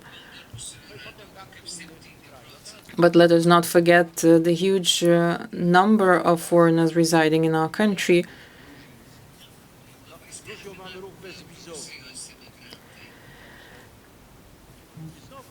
Among those who have committed a crime,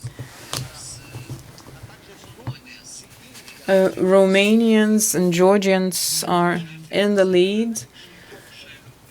And again, despite the prevalent opinion, immigrants of African or Arabic origin are the ones that can be hardly seen in the statistics. On the other hand, foreigners are the ones that most often become the victims of crime. Unfortunately, Poland does not have any statistics available on this kind of criminality per se.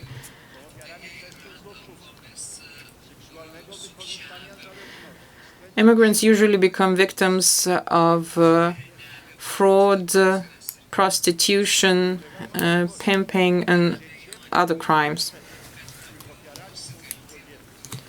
And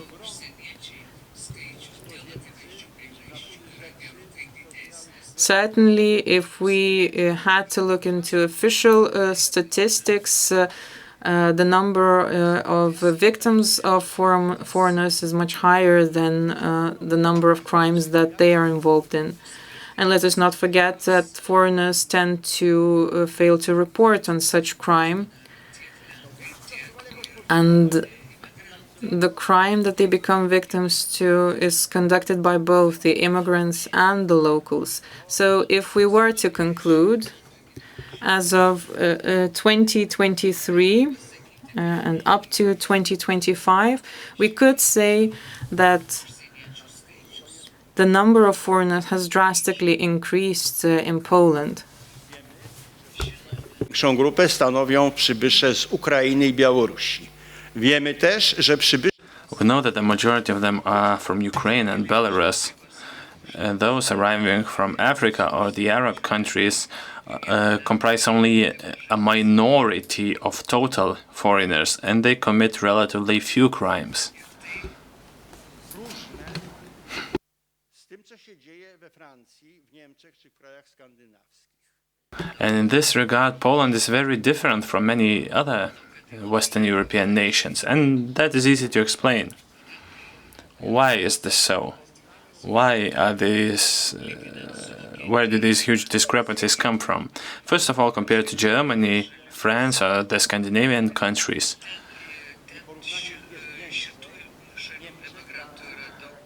the share of immigrants from these countries is much higher. And they arrived to Poland quite recently. They have not yet established in Poland, established themselves.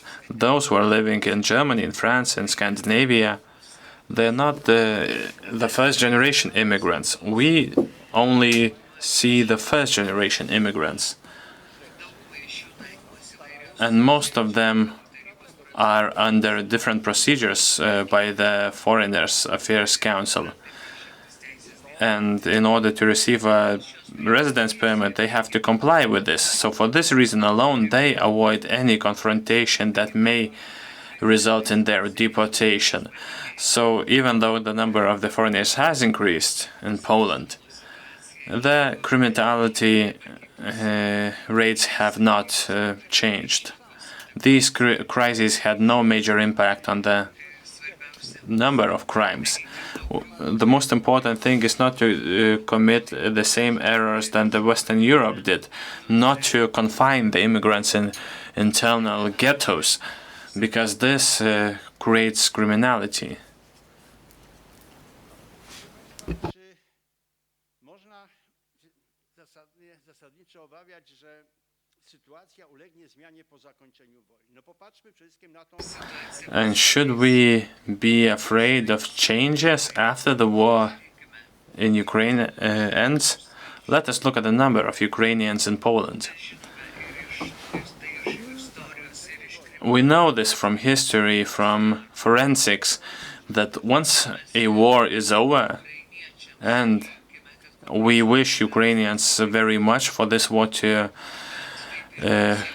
be over as soon as possible, but this, first of all, will result in higher criminality rates both within Ukraine and in the countries that Ukrainians are going to emigrate to. Based on the Central Statistical Service data, out of 1.8 million Ukrainians living in Poland, even though the office has fewer of them registered, the majority of them, 87%, are women and children. Nearly 80%. So based on the Ukrainian House data, more than 400,000 Ukrainian children are living in Poland. And of them, around 350,000 are of school age. W Polsce pracują, legalnie pracują. Mało tego, są potrzebni polskiej gospodarce. Ukrainians are working in Poland legally, and by the way, Poland needs them very much.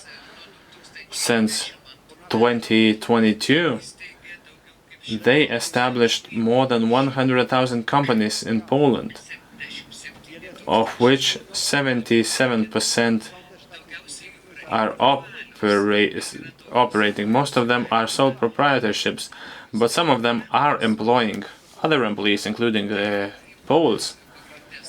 These are mostly construction companies that account to around 23% of all the companies. Then there are IT companies, and 30% are providing cosmetics and similar services. So all these Ukrainians are employed, are working.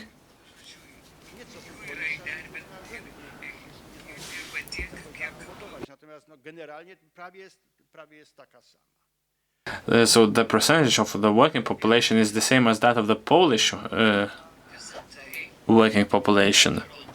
And this shows that once the war is over, most of the Ukrainian refugees will stay in Poland, because their children are going to school, they're economically and socially stable, and so on and so forth. By the way, after every war, especially after this war, Ukraine is going to face massive difficulties, which would result in an economic crisis. So one may foresee that the families will be joined mostly in Poland rather than Ukraine. So even those who have been living for a few years in Poland, whose situation is more or less stable, they are not going to go to Ukraine. On the contrary, their family members are going to arrive to Poland, and especially the war veterans, first of all. So from the forensic science, we know what the habits of veterans after the war. This wave of emigration is only ahead of us, and it is going to be very different from the first wave, which was comprised mostly of women and children. After the war, it will be mainly men, and quite a few of them will be war veterans. The criminological nature of warfare has been the subject of criminological research for more than 100 years. Any war increases all the factors related to criminology, including individual and social factors, and these are universal factors. They do not depend on the type or nature of war, on some cultural circumstances, and so on and so forth. But the mechanism is basically the same. It's universal. When it comes to veterans, we are talking about people operating in two different worlds, that of war and that of peace. In these two different worlds, the definitions of objectives and the ways to achieve these objectives are described differently. In addition, war traumatizes people. Many of those who have participated in wars, especially who have gone through very tough frontline experiences, who have experienced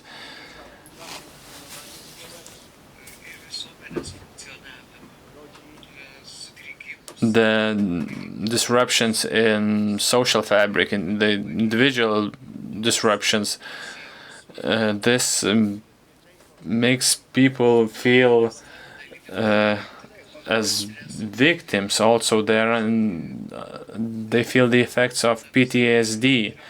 Their personalities are disrupted forever, basically. Therefore, they think that they're allowed to do more than others.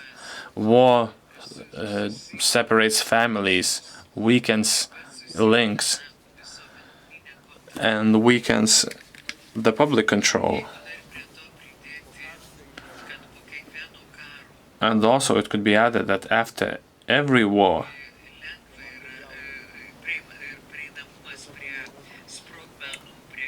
it is much easier to access explosives or guns.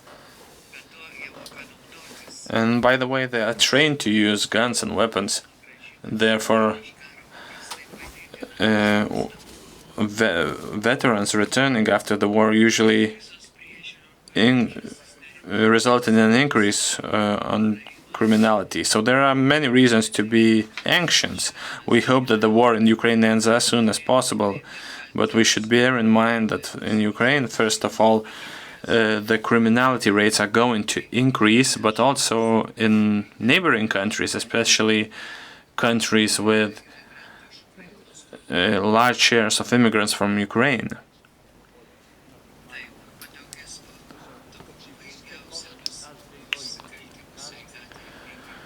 There will be a lot of crimes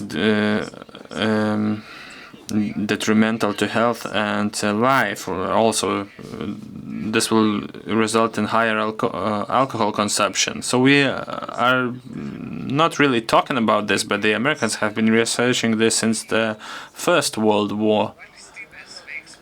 So if the countries are smart, the local authorities are smart, this might neutralize these effects to some extent. I'm not sure about Lithuania, but I have doubts whether our country, whether our public is ready for this. I'm afraid not. Thank you for your attention.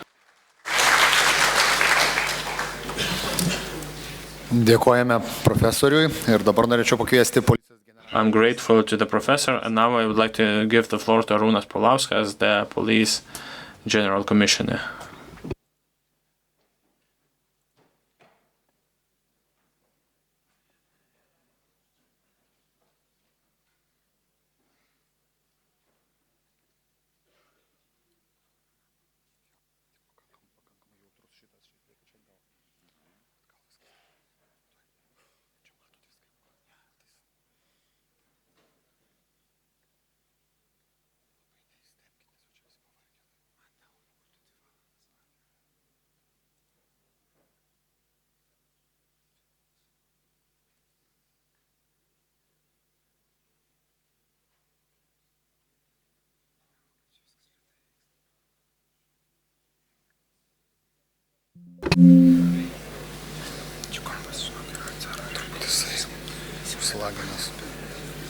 Pasileido, žiūrėk, bet reikia tą PowerPoint'o paleisti prezentaciją.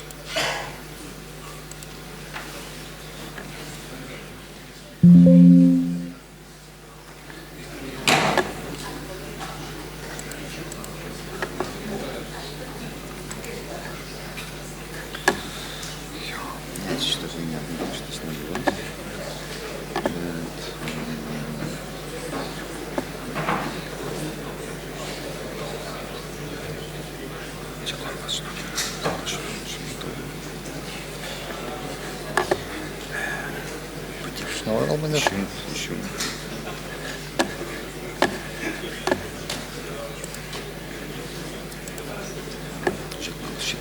Uždaryk šitą, jis nepatempė, tai daug prezentacijų.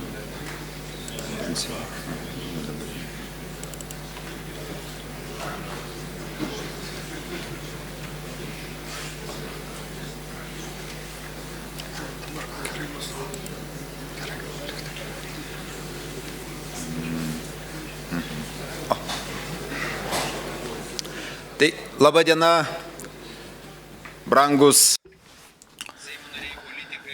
Good afternoon, dear members of the parliament, politicians, members of the academia, the students of the Public Security Academy, cadets of the police academy, and of course, fellow travelers, police officers.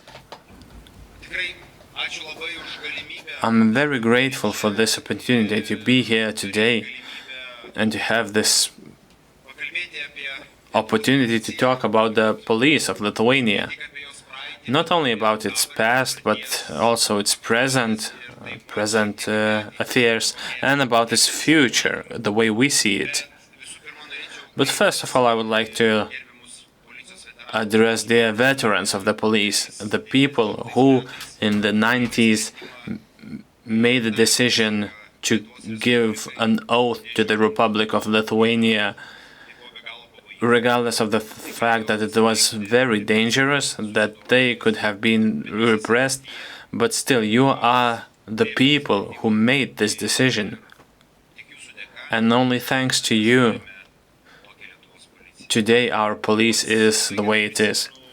I remember the year 1993, the 12th of February, or the night of this day. It was my first night shift as a police officer in Vilnius.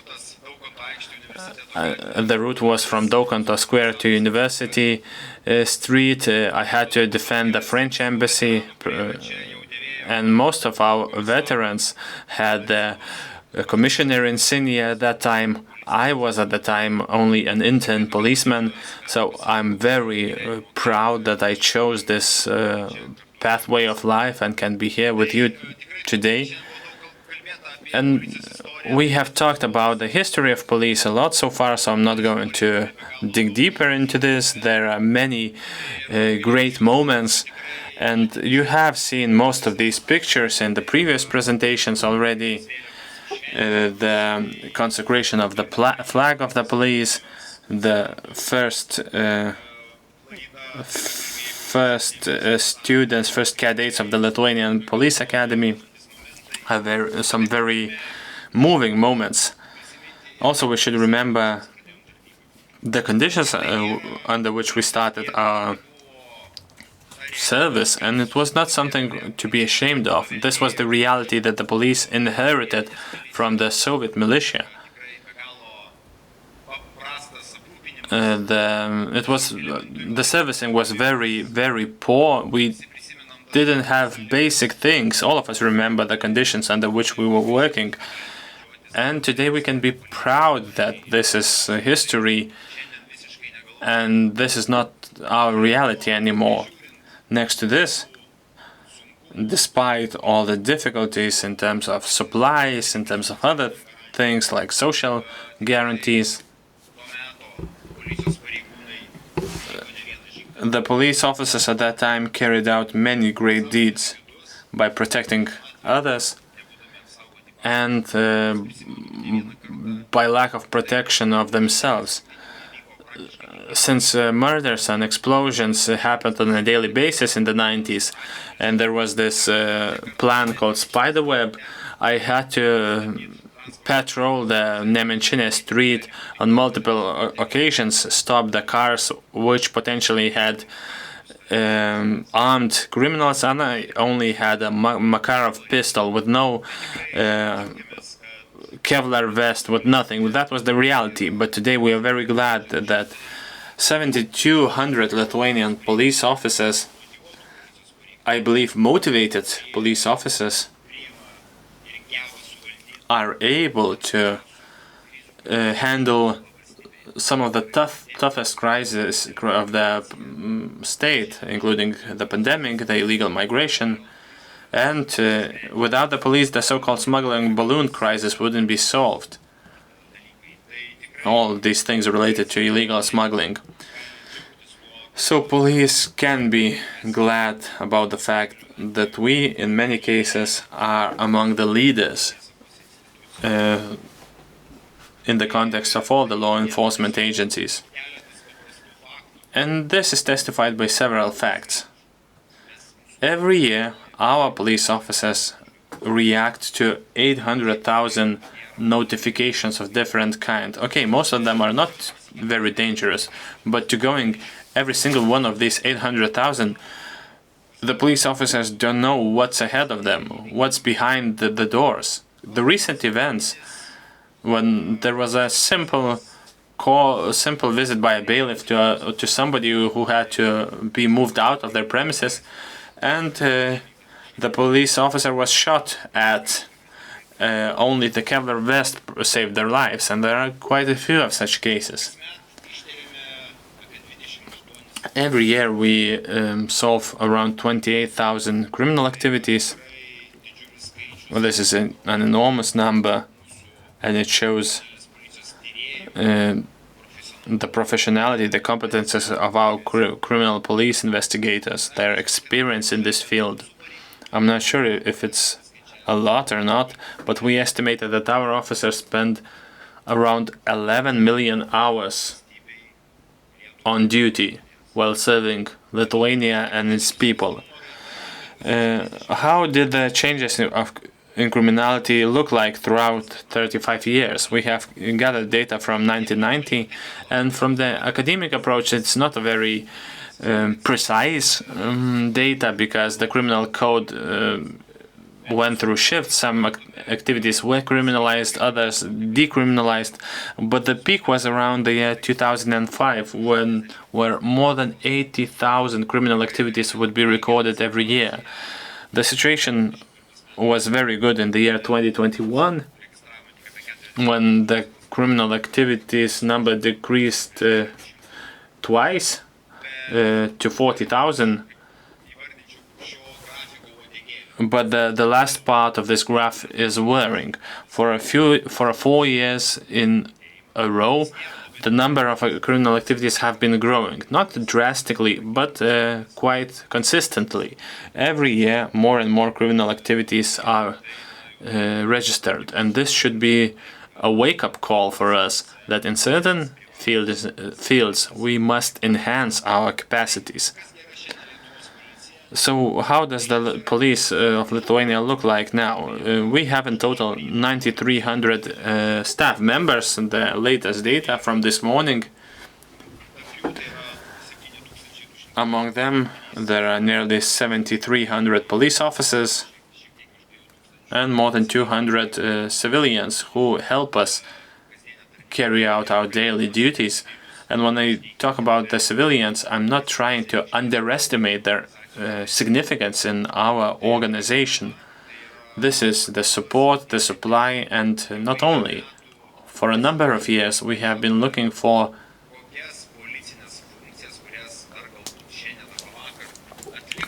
the police functions carried out by statute officers, which could be implemented by civilians, and there are quite a few of these functions. So around 1/3 of our civilian staff members are doing the jobs of statute officers.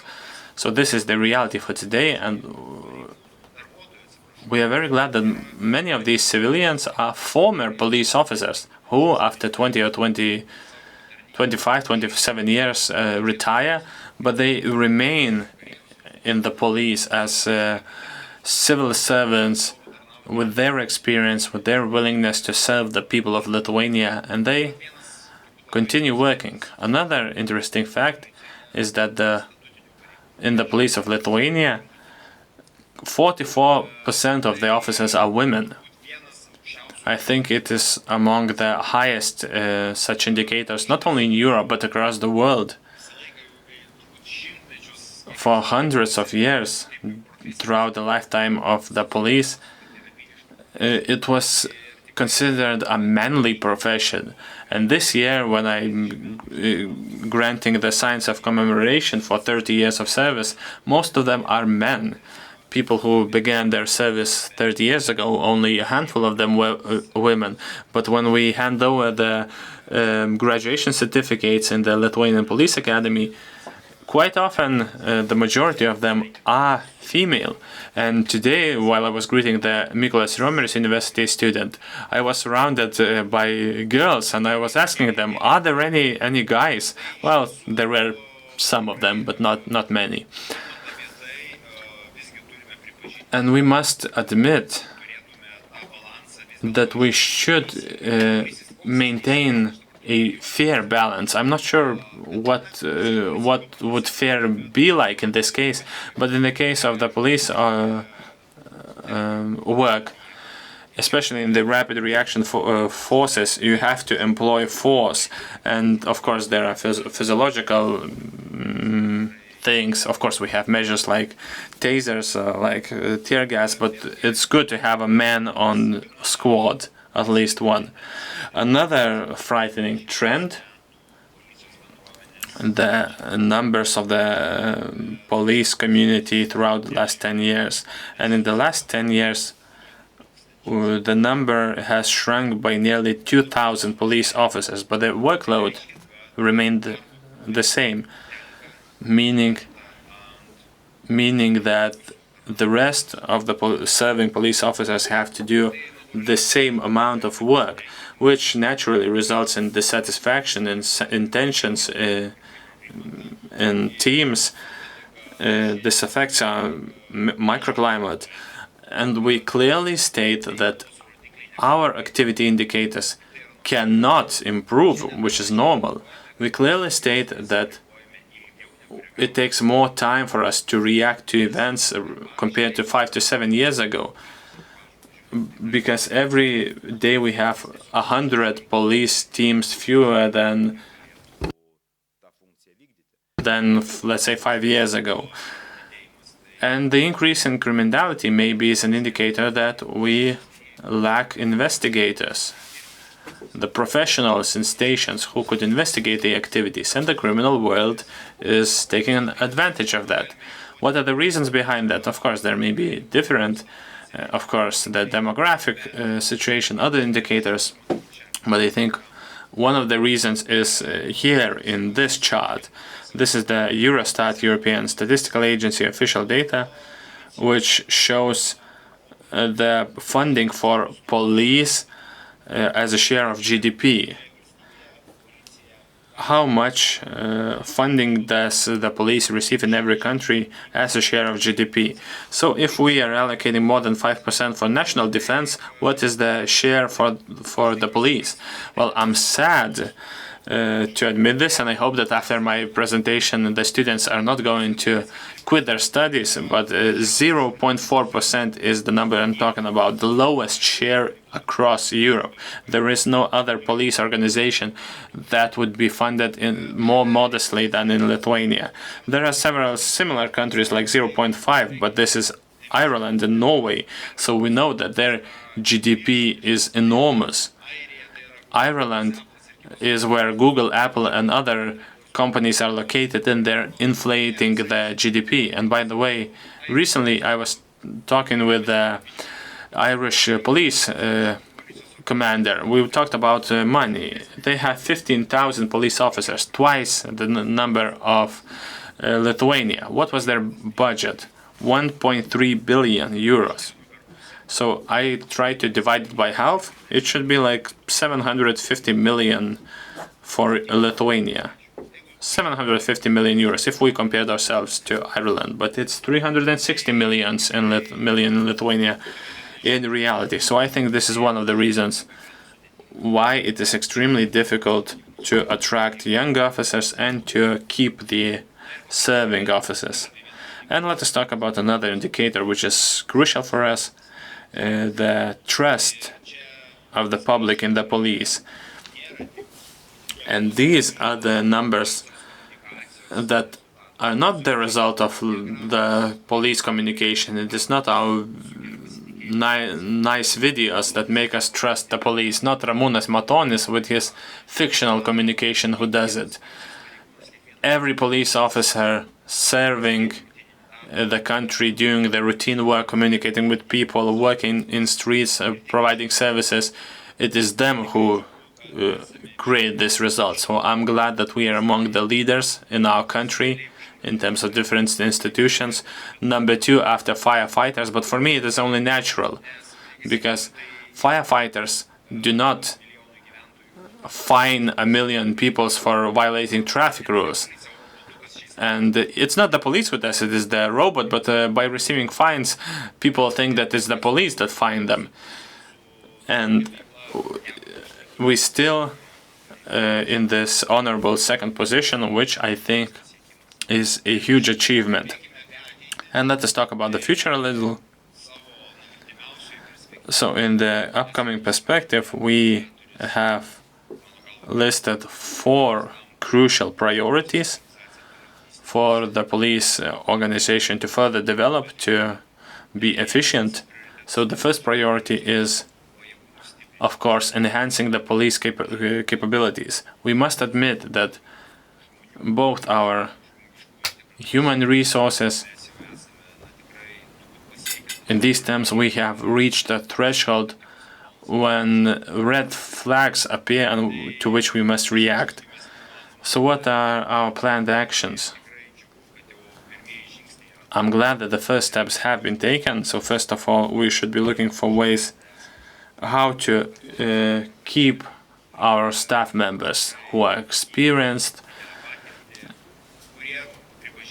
who, let's admit, are often disappointed with their service, with their salaries, social guarantees, and are considering leaving the service. So I'm glad that the new statute is moving forward with the possibility to, for those police officers who have served for 25 years or more, to receive a compensation, maybe a reimbursement for their years of service. And within the current budget, it should be 300 euros to every officer.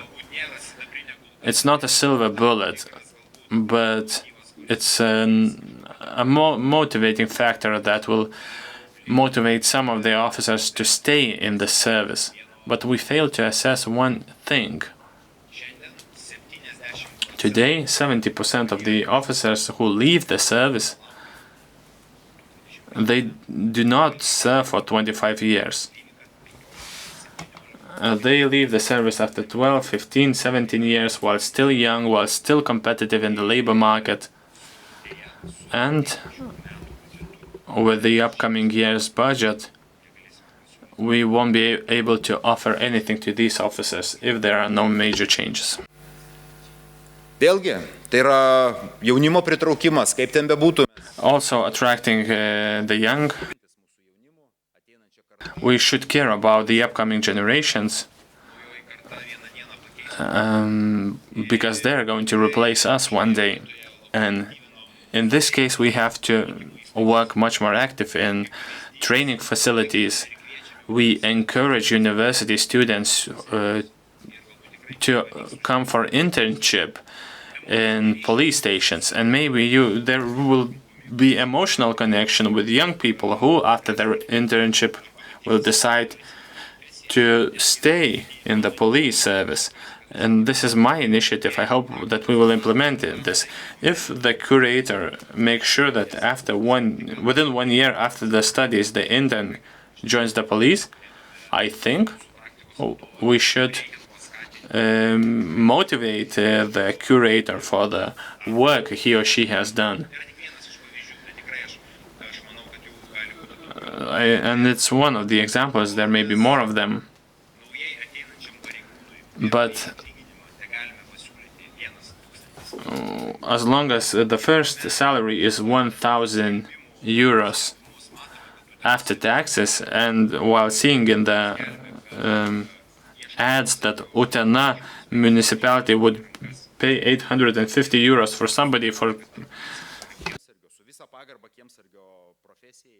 somebody who takes care of the courtyard of people's, and so if the difference is only 150 euros, this should not be the case. And I think I mentioned this at the beginning of my term, and I was very glad about the government's provision that a beginning officer in police and other agencies, their salary, the officers' salaries should be the median of Lithuania. Today it's 1,400 euros, and it's not a luxury. It's a normal initial salary for an officer carrying a gun, performing crucial duties, putting their lives and health at risk on a daily basis. So we hope that politicians will take this into consideration and we will have certain decisions. The second priority is the higher efficiency and less bureaucracy. We are reviewing our internal procedures and processes, and we do understand that if the number is decreasing, it is the only pathway forward is to be more efficient, to be as brief, as quick possible, with as little bureaucracy as possible, and then with fewer officers we can do more. So I'm not going to go into details, but we do see administrative legislation that takes up a lot of our work, also the criminal proceedings. And from 2003 to 2005, I was an investigator in Vilnius Criminal Police. The new criminal code was in power already, and now, 20 years later, I talk with officers who go on site as investigators. And nothing has changed throughout these 20 years, except for one thing. We have the integrated criminal proceeding system, meaning that they bring their laptop and do the same things on the laptop. I was writing everything by hand. So we have hopeful looks towards the academia. Maybe you will have some initiatives how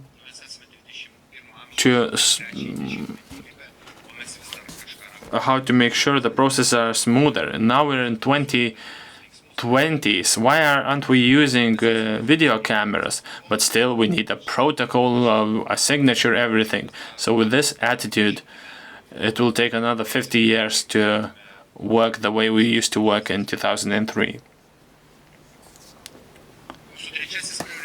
Tai skaitmenizacija, technologijų. Our third priority is digitalization and introduction of modern technologies into our activities. In many cases, these things help to facilitate our work. I wouldn't like to go much into detail,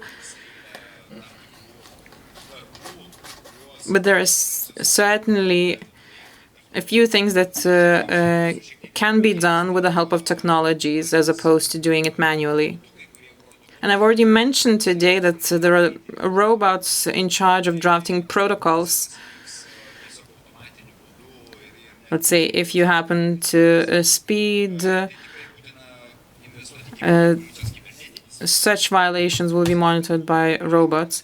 So we must invest into technological development in our police forces. Well, for instance, next week we're going to have a meeting with the mayor of Vilnius,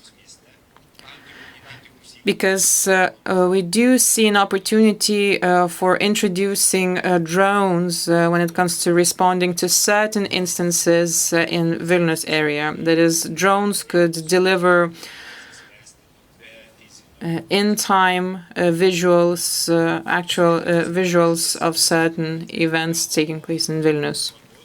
And another priority of ours, which is nonetheless important, which is our readiness for hybrid threats and strengthening of internal security. I took the place today of a colleague of mine from Ukraine.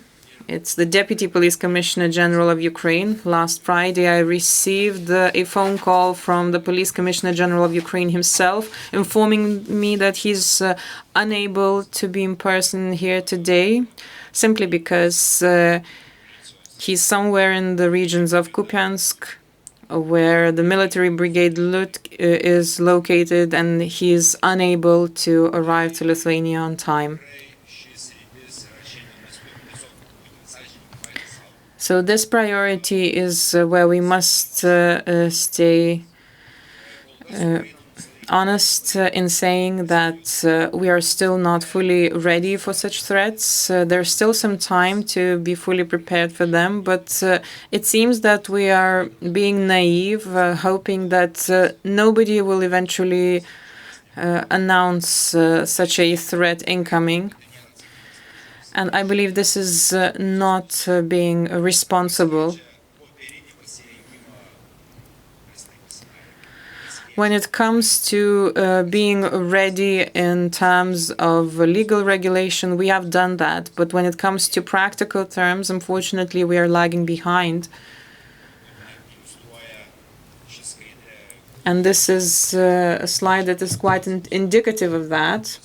These are the pictures from last summer, where our police officers are training to fire from Kalashnikovs. So I hope that the message has already been heard all around, and that the training for police officers, the military equipment, and the capacity to function in wartime is still insufficiently addressed. We've seen from the lessons learned by Ukraine when their police forces were taken by surprise, which cost them quite a lot of lives of their police officers. This is a luxury that we cannot afford, and so I believe it is high time we train and get ready for that, in the hopes that nothing will happen eventually. Nevertheless, we have to be ready because we are aware of our enemy, and we know that our enemy will not attack us only under one condition, that is, knowing that it will face fighting back. So I would like to end at that. I'm sorry that it's not an optimistic note, but I believe this is something that we must also talk about. In any case, let me thank for their duty to, first of all, our veterans, those who were our teachers, who passed their knowledge to us. I'm grateful to the current police officers for their duty, for their patience and for their work, and for the future police officers for choosing this profession. And hopefully you will soon be able to join the police community, one that will be fully prepared, fully taken care of, making you proud of choosing the path that you have chosen. Thank you.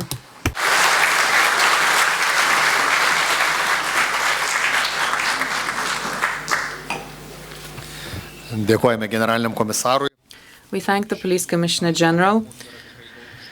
Today among us, we definitely have quite a few people who have been in the ranks of the police force back in 1990, and there's a lot that they can share with us, which is why today I would like to give the floor to to a co-author of the first law on police, Mr. Liutauras Vasilauskas, who probably has quite a few ideas that he would like to share with us on the transformation of the police force. So please, Liutauras. Mūsų pranešimai, kurie mane palaiduoja vėl ir vėl grįžti prie tų pačių minčių.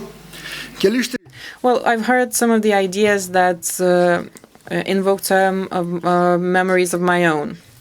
So as for the expectations when we were drafting the law on police,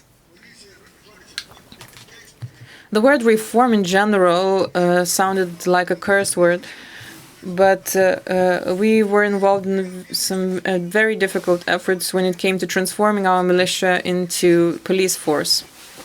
We had to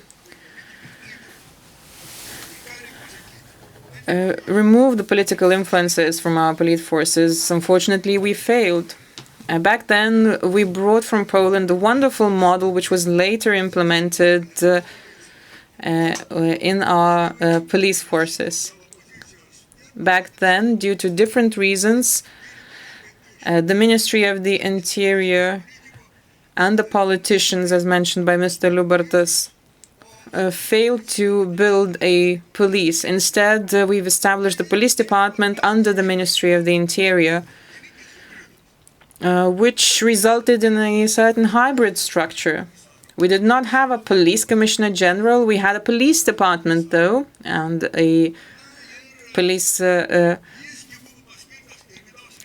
head of the department, which was to be appointed by the Minister of the Interior, which sounded quite nonsensical. Moreover, we tried to make this police service a serious one. Instead, we achieved a rather distorted structure. Logistics, leadership, all of those things that were not fully proper. It was rather difficult in structural terms. When it comes to its relation to the current situation, and we heard quite a lot about that from the previous speaker, for quite some time now, we managed to avoid political influence. And let us not forget that politicians tend to hold leverage over police forces.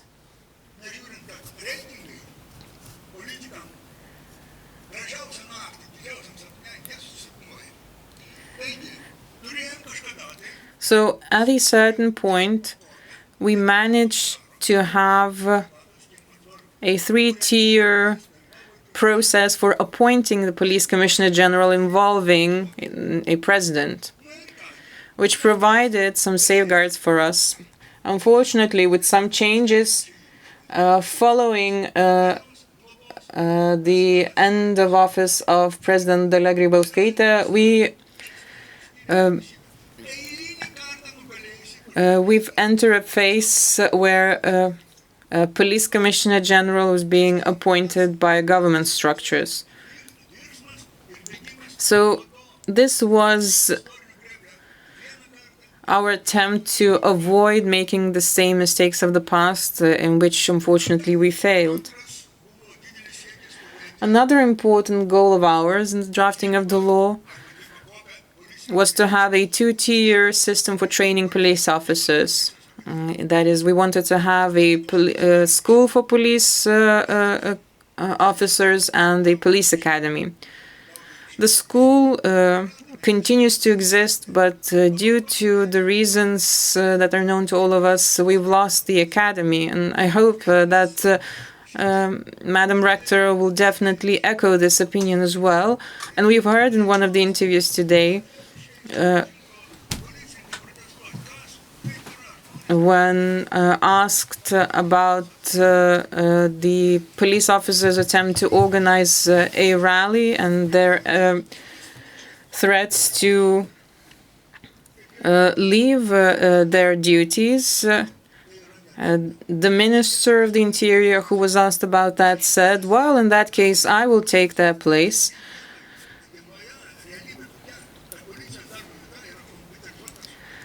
The reality is that police officers now have high technologies that they're working with, which means that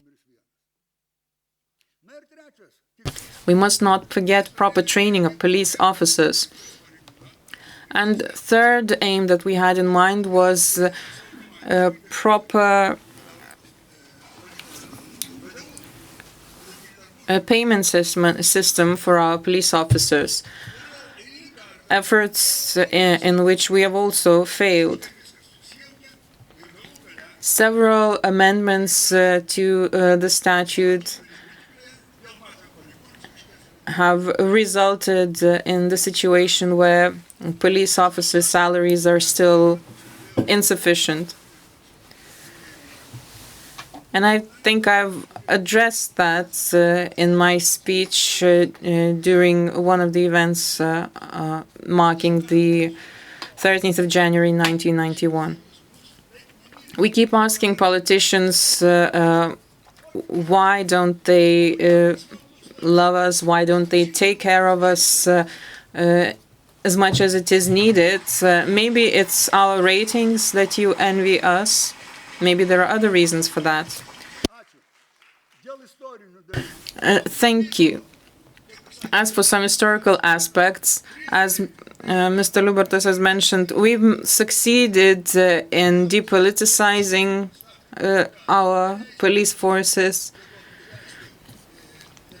preventing the imperial structures from deploying military structures, Soviet military structures in our state and preventing potential occupation.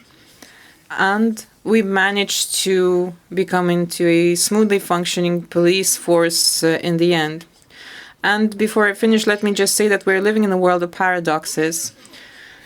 A profession of a police officer is among the most dangerous ones, and for some reason we do not commemorate the officers that we've lost on duty. Among the 30 commemorative days that we mark throughout the year, none of them is dedicated to the police officers lost on duty.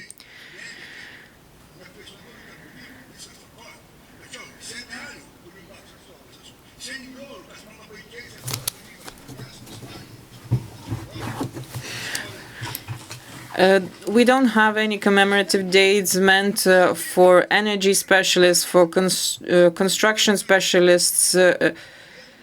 I'm sorry, we have many days commemorating doctors, IT specialists, and other professions, but we do not have a single day celebrating police officers. So I would move to propose drafting a law that would establish a commemorative day celebrating the profession of police officers. Thank you. Thank you, Lietuvos, for introducing some emotion into our conference of today. And to make sure that it's not about speeches before we break for lunch, I would encourage everyone to take a look at a short video on the history of our police, reminding to everyone its roots, those of the militia, and the time when it transformed into the police.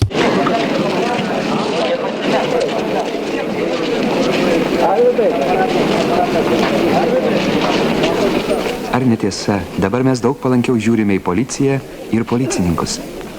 Gal todėl, kad jie apsivilkę nauja gražia uniforma, o gal todėl, kad dabar jie jau mūsiški ir primena mums senąją prieškarinių laikų Lietuvos policiją.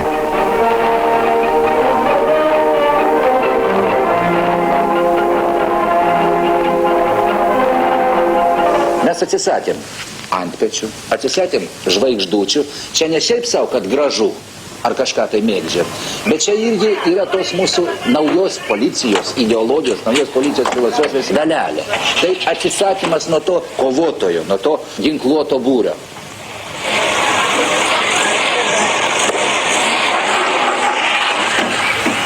Pirmoje eilėje policija turi būti natūrali.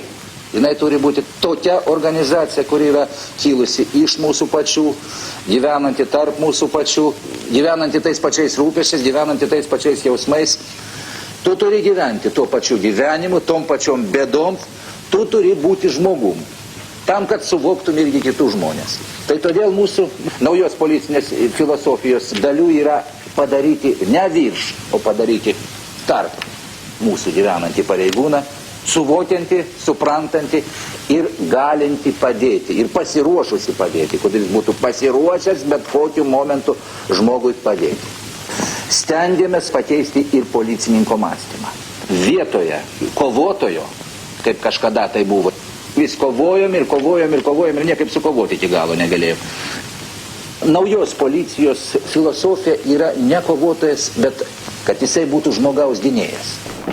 Gerbiamas Lietuvos Respublikos aukščiausiosios tarybos pirmininkė, įgula ceremonialui išrikiuota generalinis komisaras Petras Liubertas. Raportas priimtas, ačiū. Pabrėždamas ypatingą policijos pareigą visuomeniai, vadovaudamasis Lietuvos valstybės ir jos tradicijų tęstinumo nuostata, Lietuvos Respublikos aukščiausios tarybos prezidiumas nutarė atgaivinti Lietuvos policijos šventę. Pirmą kartą tokia šventė Lietuvoje įvyko 1921 metais. Ji tapo tradicija ir buvo švenčiama iki 1940 metų. Dabar vėl kasmet minėsime policijos dieną.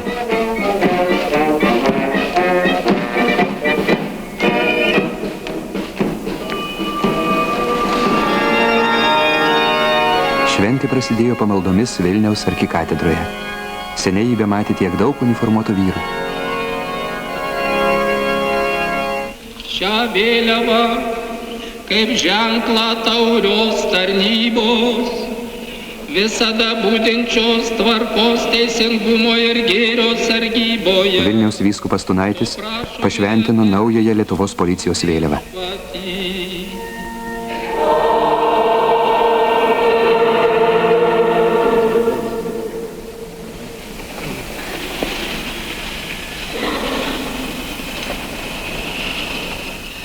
Vėliava pašventinta, garbingi mūsų tėvynės sūnūs, saugokite ją kaip ištikimybės savo garbingai tauriai tarnybai ženklą.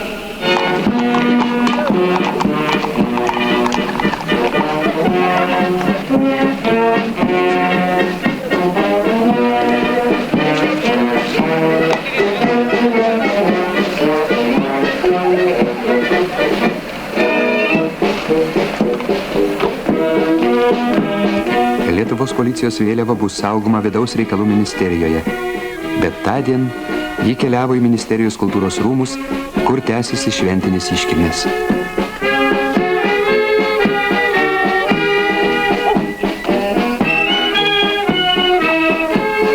Kalba policijos departamento generalinis komisaras Petras Liubartas. Šiandien policijos šventė, kurios neturėjome 52 metus. Tai itin prasminga šventė policijai, vidaus tarnybų pareigūnams. Ši šventė sutampanti su krikščioniškąja angelų sargų diena, mūsų susikaupimo, susimąstymo savo pašaukimų ir atsakomybės pareigai diena. Tai mūsų darbo įprasminimo šventė.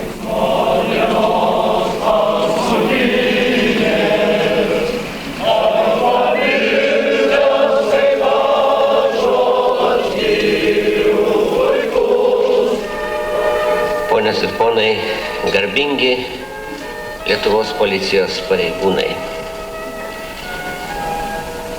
Kreipiuosi į Jūs Lietuvos Respublikos vardu, sveikindamas su šia gražia, prasminga švente. Mūsų policijos šventė nėra tik tai policijos šventė. Nors ir oficialiai taip nepavadinta, ji yra valstybės šventė. Savo kalboje Vytautas Landsbergis paragino policijos pareigūnus būti vertai žodžių įrašytų Lietuvos policijos vėliavoje. Mes tikime, kad Lietuvos policininkai bus ištikimi Lietuvai, rūpinsis jos piliečių saugumu, gins jų orumą ir garbę. Tarnauju Lietuvos Respublikai.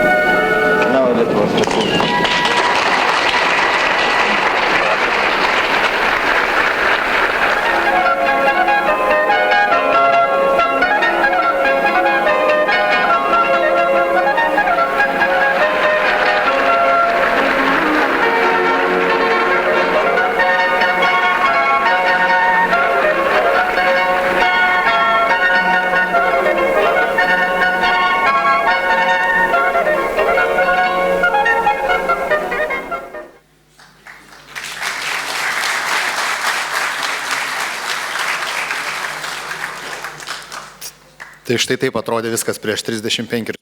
So that's how things looked like 35 years ago.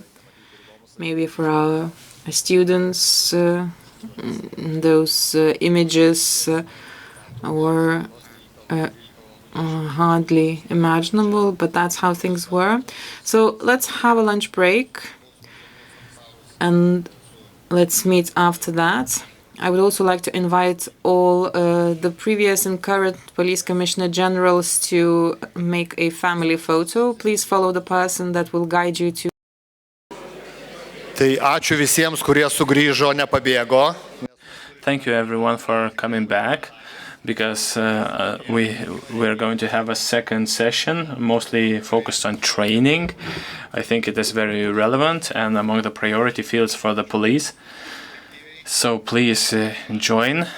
And another request, we would like to make a family photo of everyone who graduated from and was working at the police academy. So if you were studying at this academy or were used to work there, please stay for a while, because it's a historic moment to have so many people from the academy in one room. So now I would like to give the floor to Rector of the Mykolas Romeris University, Professor Inga Žalėnienė, who is going to tell us about the training of officers in the context of social and technological changes. Dear members of the conference, dear guests, and of course our students and colleagues, it is very appropriate that when we're commemorating the 35 years anniversary of the Lithuanian Police Academy, we have this possibility to share our memories and reflect on the path behind us, also think about the future prospects.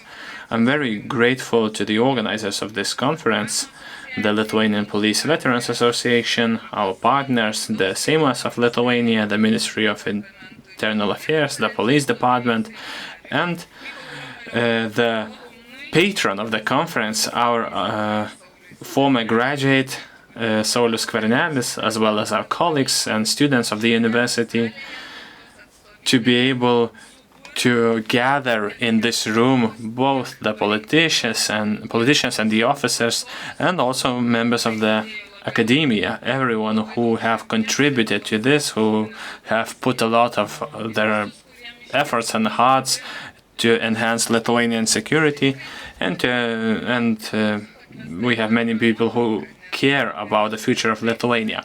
So I'm glad that I'm invited to be part of this family photo, because I joined the Police Academy in 1995 in the Legal and Police Activities program. I graduated from my BA in this academy, and I will be able to join this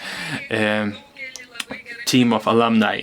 So seeing so many familiar faces, that of our alumni, present and former professors, our colleagues, from the Public Security Academy, from Mykolas Romeris University, friends and partners. Besides all the former tensions, despite of the former tensions, I feel that we are a coherent and sustainable family. And under the geopolitical circumstances like today's, we are like a team. The Lithuanian Police Academy was the first school with the status of university in the re-established Lithuania. Precisely this academy is the DNA of the Mykolas Romeris University.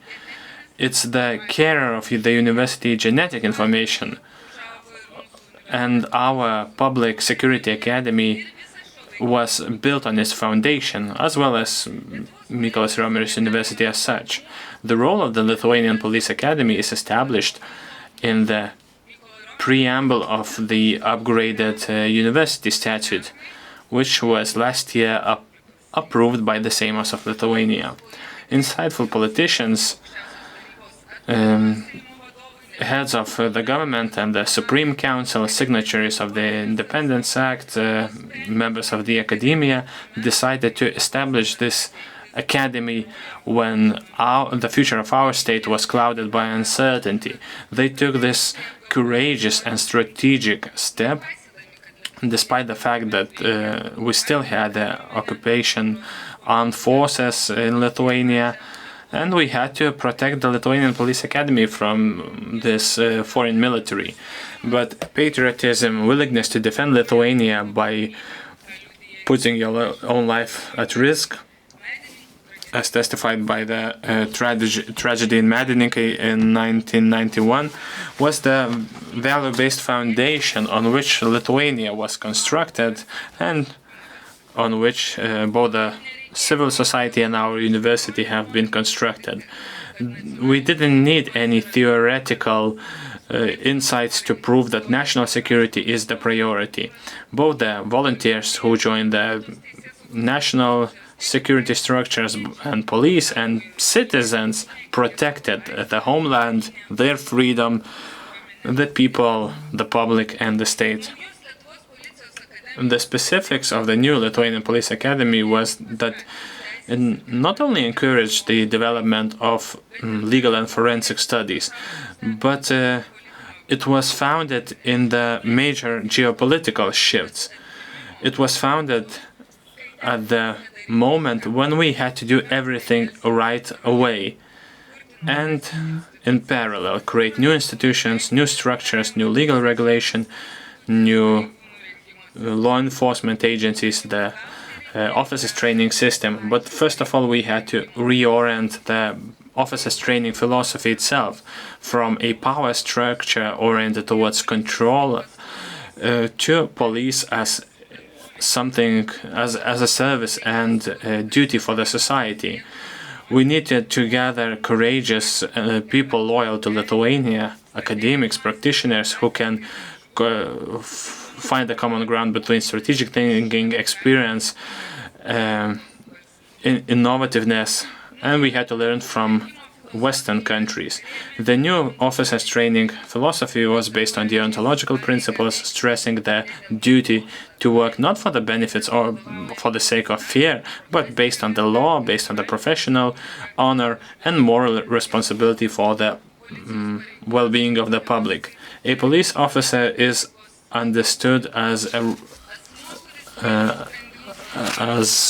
role model for the ethics, somebody who makes the decisions based on the consciousness, respect for human dignity, not only based on institutional subordination. In this way, officers' training became not only a way of forming professional skills, but also as a process of developing moral maturity based on the respect for human and trust in the society. Today, 35 years later, it is obvious that the decision to establish the Lithuanian Police Academy as a school with the university status was a great investment into the future of Lithuania. Who are we? Mykolas Riomeris University. More than 51,000 of our graduates are working in all the national governance and municipality institutions, from mayors to prime ministers and ministers, members of the parliament, judges and lawyers, CEOs and officials, leaders in business, culture and sports. This is the free Lithuania generation that is a backbone of the state of Lithuania. Among them we have as many as 6 general police commissioners out of 11 throughout the period from 1990. Today we are living through very quick changes whose consequences are only being analyzed, understood and forecasted. Even though the objective is the same, to live in a free, safe, democratic, economically strong state, but our security situation is being changed because of several forces: the development of technologies and increasing geopolitical threats, newly arising military and social conflicts. Our society, especially youth's expectations, have changed. Therefore, traditional police, defense and rapid reaction paradigms are no longer sufficient. In order to overcome new challenges, we are adapting the public security officers' training, requalification and education. We move from static, simple training to a model where we stress ability to react to changes, digital literacy, creative thinking, interdiscipline and interinstitutional cooperation. So let us briefly discuss the main changes. When we talk about the future challenges, first of all, we have to look at the technological revolution and social changes as well as their consequences. Public security institutions are operating in an environment described by unprecedented technological changes. The AI-based systems may analyze the criminality models, forecast potential threats, and administer huge amounts of data. Unfortunately, not only the defenders of public order are using them, but also criminals. Surveillance measures encompass face recognition technologies, drones, and automated analysis. Cybercrimes delete the limit between physical and digital security. Under these circumstances, public security officers can no longer trust only interdisciplinary investigation methods. They must understand how do technologies work, where they may be insufficient or improper, and how to use them responsibly. How did these challenges change the study and research process? By improving our study programs, we strive for social sciences to encompass strong technological component, for officers to have the knowledge on information systems, data processing, and cybersecurity. What's more important is that they should have an ability to interpret algorithm results critically. By blindly trusting AI, we may have a distorted understanding of reality, privacy infringements, or improper usage of data. Therefore, technical competences have to be followed by knowledge of professional ethics and strong value-based foundation.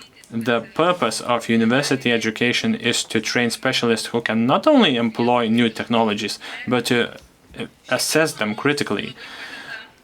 And we can achieve this through international partnerships, both involving many foreign universities who have a lot of experience in IT, science, data ethics, and digital forensics, both with such partners like Frontex, CEPOL, and modern business that uses the latest technologies, and what's the most important, with police and other law enforcement agencies experts.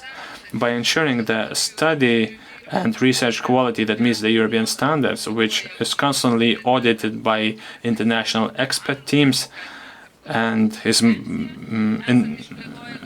under international competition, we have international partnerships with more than 460 global universities from 77 countries. We're also part of the European University Alliance, ERUA, together with 8 other academic partners, where we try to create an integrated security study environment that meets both national and European standards. Such an international cooperation allows us to research security problems deeply, both on European and on global context. Together with the technological revolution, there are major social shifts. The society is aging, there's a lot of migration, the different cultures are overlapping, social networks have a lot of impact on the public opinion.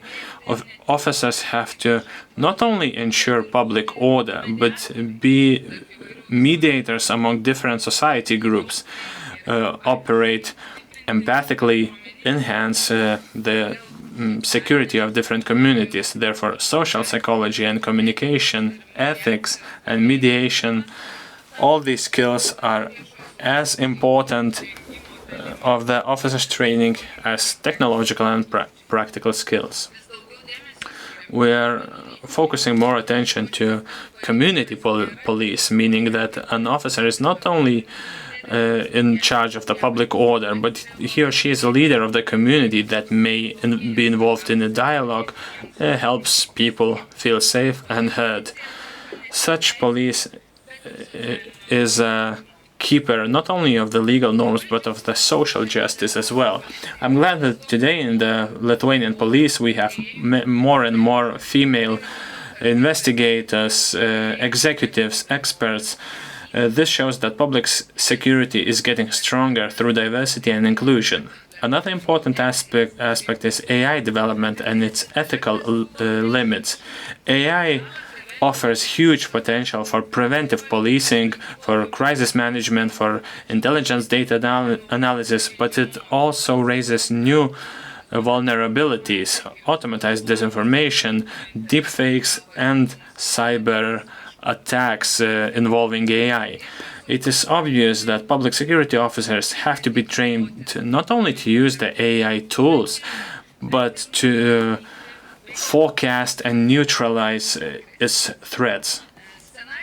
Scenario-based training and wargaming involving digital twins and virtual environments allow officers to train to make proper decisions in real time under uncertainty conditions.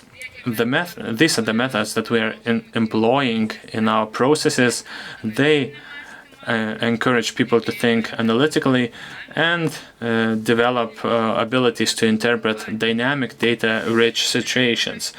The AI literacy and its involvement into officers' training requires shifts in mentality. The technology shouldn't be assessed as something replacing human decisions. We teach students to see it as a possibility to expand human skills and cognition limits and to facilitate routine work. We strive for officers to integrate AI-generated results into deeper situation assessment by remaining accountable and transparent when they make decisions, which are based on the AI-generated data. When we talk about the technological progress and AI role, we should not ignore another important context: the complex geopolitical and climate situation, which has a direct impact on the resilience of our country. Hybrid warfare, disinformation campaigns, international terrorism, and large-scale migration are posing major threats to our national security. Therefore, we strive that public security officers' training should encompass deeper understanding of international relationships, cultural dynamics, and global risk factors assessment. We also think that language learning, intercultural communication, and knowledge of international law are no longer optimal, no longer choices for students. We must employ them when cooperating with allies and managing crises that are not restricted by our national borders. Changing climate, natural disasters, and energy challenges are becoming new security dimensions as well. Today, an officer has to be ready to work in the context of environmental crisis, extreme weather events, and climate-based migration. This expands our traditional understanding of security and poses new requirements for police and the whole training system for officers. In the study processes and trainings, we also focus on resilience and psychological preparedness. Officers often face too much information, psychological pressure, critical situations which are sometimes difficult to assess unilaterally in theoretical lens. Therefore, modern education encompasses psychology, leadership training, and stress management to make sure that our staff is efficient and ethical, especially in high-risk conditions. Fast global changes mean that the knowledge or qualification you get are not sufficient for the whole life. Therefore, we focus on life learning activities. The enhancement of public security should be based on life learning model, which is directly linked to professional improvement. Constant studies that last for years, that is proper to train BA students, is not attractive to experienced and employed specialists. Technological and geopolitical shifts are immediate. Therefore, we see that the hostile countries are taking advantage of them, as well as criminal organizations are using them. Therefore, the university has the obligation to contribute to the national security by creating attractive conditions for specialists who are already working to raise their qualifications in a way convenient to them, to do this quickly and by reacting to challenges.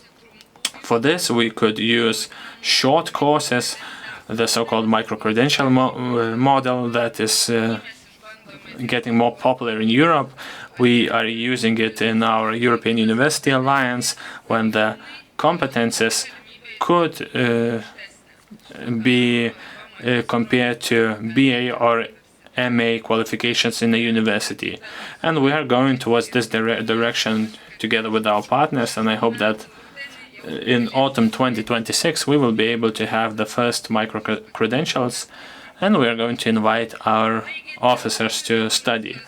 So this convergence of technology revolution and geopolitical uncertainty requires major changes in the public security, training and education area.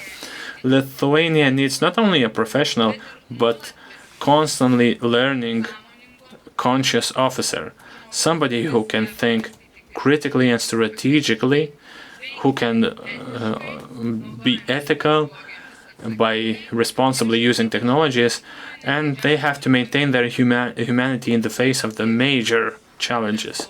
Only such people create a safe, just, and mature country.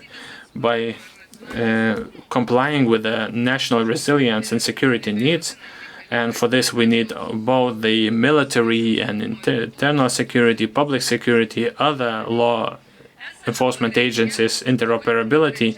We have prepared specific recommendations for all of our partners regarding coherent, integrated officers training system establishment. Let me stress that this model was prepared after major discussions not only in the academic community, but involving well-experienced officers and international partners. There is no doubt that in order to ensure modern and integrated training model, we need a systematic approach and sustainable national policy. I hope that the Parliament are going to continue supporting the initiatives of university, law enforcement agencies and Ministry of Internal Affairs, because this is where we form the foundation of our country's resilience. In our opinion, university education must grant the officers proper knowledge and qualifications that open the service and successful career perspectives not only in one institution like the police, but should be successfully employed in other law enforcement agencies. In cooperation with foreign partners, rotations into European and international organizations that are related to public security.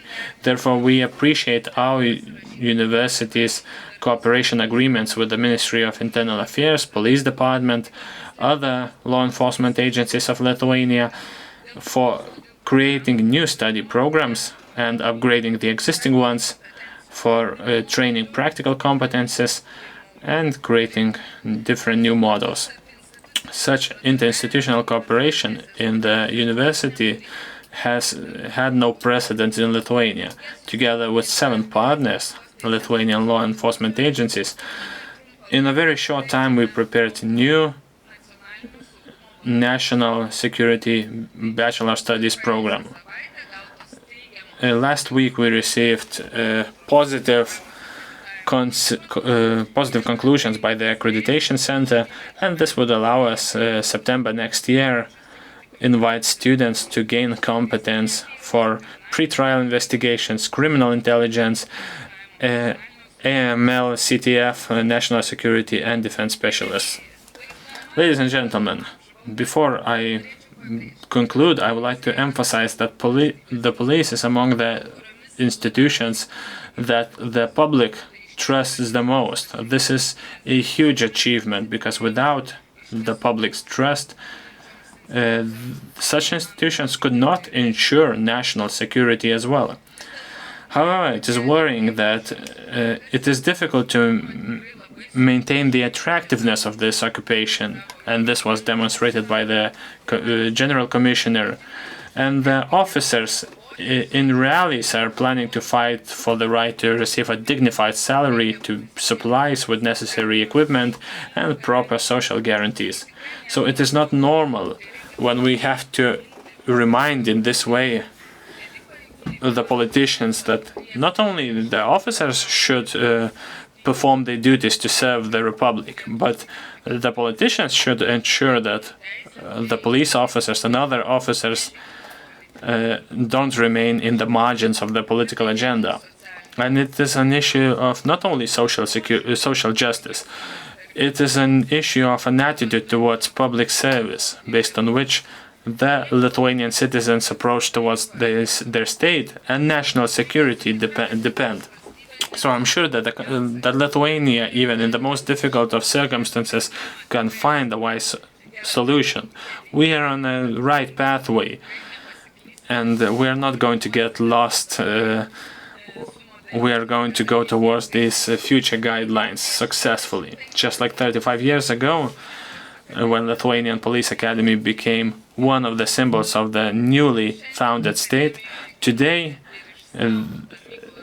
the tradition that was born in Academy and kept in Mykolas Riomeris University to serve person, society and the state have to become the foundation of national resilience, progress and trust. Thank you for your attention. Dėkojame gerbiamai rektoriai. Thank you, Madam Rector.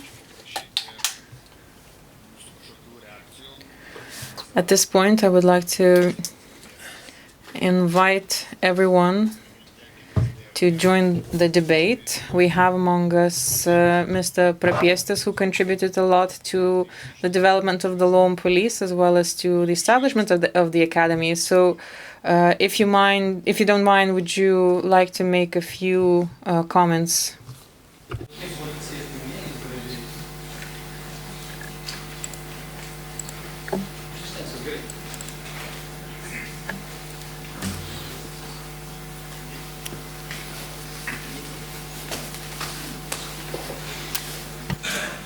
Sveiki, gerbiamosios ir gerbėmieji. Good afternoon, ladies and gentlemen. Congratulations to everyone on this wonderful occasion, which is not only important for the police, but also to all the other institutions that are under the Ministry of the Interior, as well as others working in cooperation with it.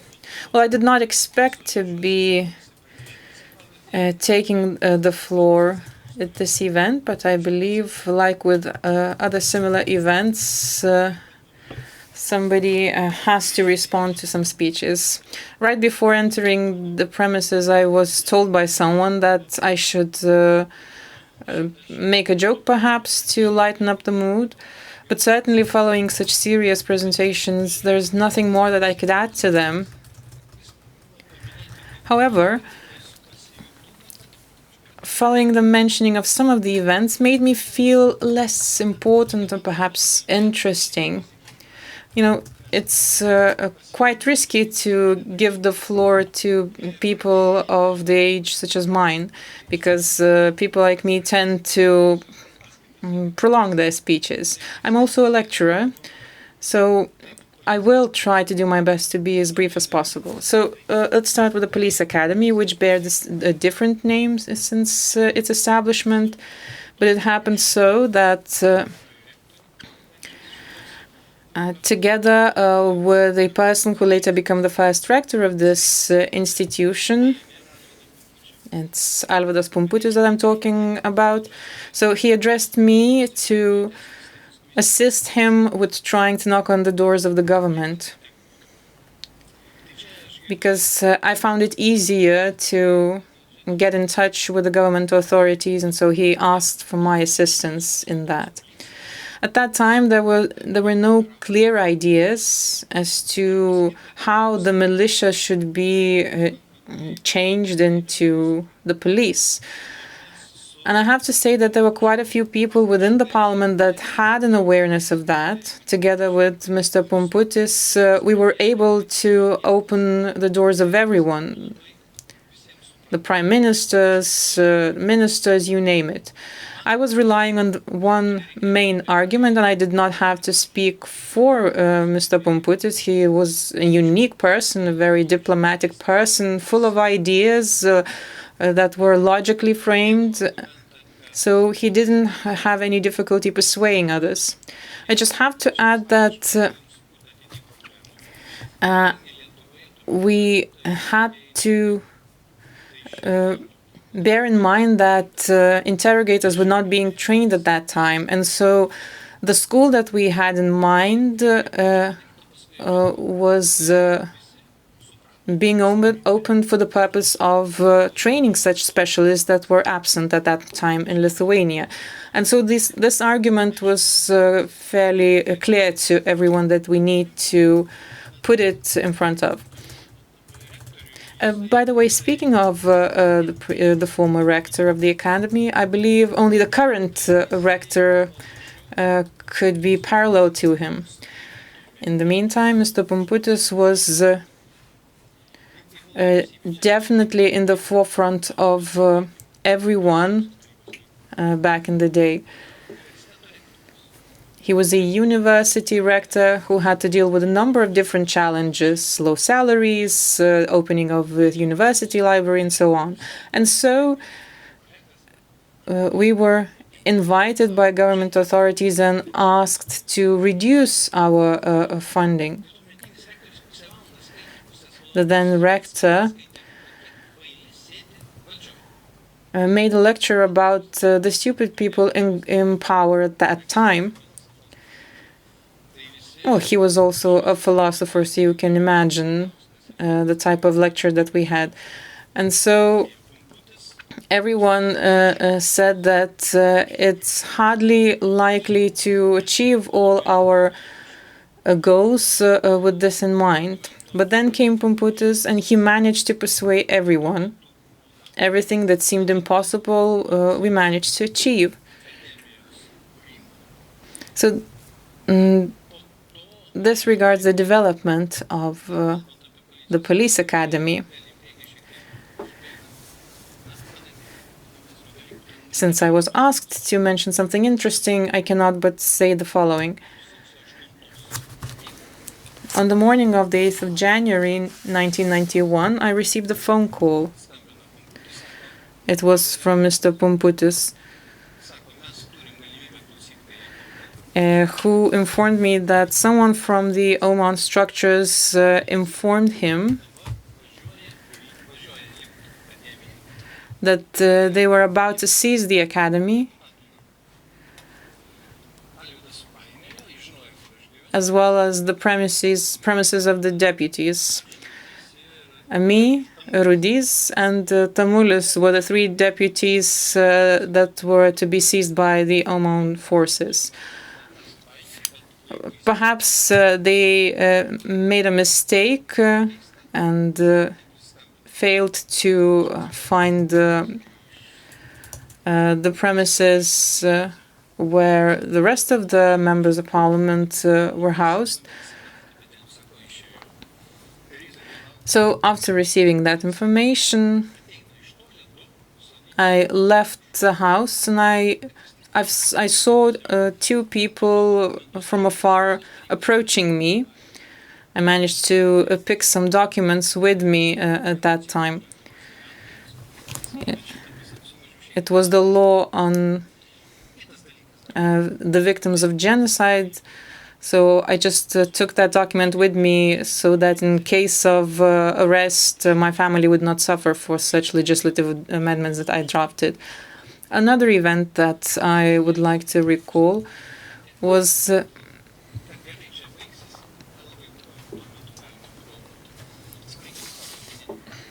my attempt to protect our genetic fund, so to say. In the event of any military action, I thought there must be somebody who would be able to protect us. So I talked with Razma, who was also a deputy of the Supreme Council. So I talked with him about the issue, and he said that there were teachers that are being trained in a specific facility. I'm not sure how the conversation then ended,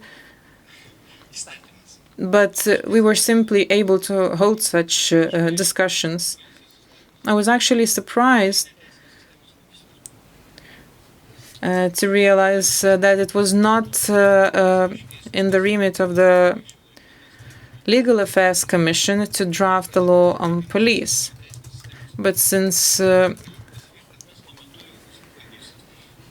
we were approached on the issue, at that time we already had some achievements that we could boast of. I believe we were quite quick with drafting the law on the judiciary in Lithuania. It was it was a fairly good law, although we were not fully successful in achieving its full implementation before the end of my time in office. We were also quite successful with the law on the Prosecutor General. We had a meeting with those who were observing the development of our internal structure. So we drafted the law in Prosecutor General's office quite quick. This was a work done at nights. I remember Artūras Paulauskas, who later became the Prosecutor General, coming with a gun that he put on the table just to rest, as he put it, to discuss the legislative proposal that we were drafting. After that, representatives of the KGB requested cooperation with us, cooperation with me and others who were, however, who did not have a degree in law. They wanted to cooperate with us, and I asked them what was the reason for choosing me and others, and I was told that they were aware that I myself was not working on those issues, but they've informed me that I was wiretapped, and since there are 3 more floors above the place where I was living, they couldn't hear anything happening the 3 floors above me. So that's why they chose me to pursue with their activities. So I was among those who was chosen for cooperation by the KGB. Well, anyway, within our Commission on Legal Affairs, we were involved in extensive debates, and we informed the rest of the deputies in the Supreme Council that they should do their job, what politicians do, and that they shouldn't interfere much with the legal affairs. That should have been left for the Legal Affairs Commission. I believe I will not be able to mention all of the people who worked in the Legal Affairs Commission, but to name a few, this was a group formed by the ministry. I mentioned Petras Liubertas, who was the chair of the commission. Other members included Sadeckas, Vasiliauskas, Ramutis Oleka, Kęstutis Šimkus. That's where I don't have enough time to mention the rest of them, but these were the founding fathers, so to say, of the said law, the law that was submitted to the Supreme Council for adoption.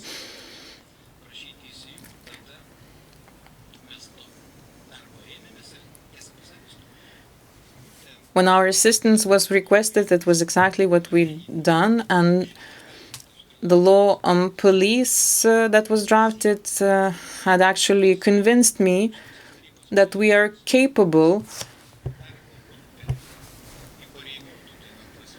of achieving its end goal. The law was to be submitted for the Legal Affairs Commission for consideration, which was quite unusual in our procedures. So Belskis, and I will not mention the positions that they've assumed at that time, so Belskis was the head of the said commission. Other members of the commission included Junokas, Katoka, Laučius, Beslekas, and Rinkevičius. Out of these 8 people, 6 of them originated from the academy, something which was quite inconceivable back in the day. And Laučius was the coordinator. There were also people from the law faculty of the university, which means that the academy representatives were treated as fine specialists.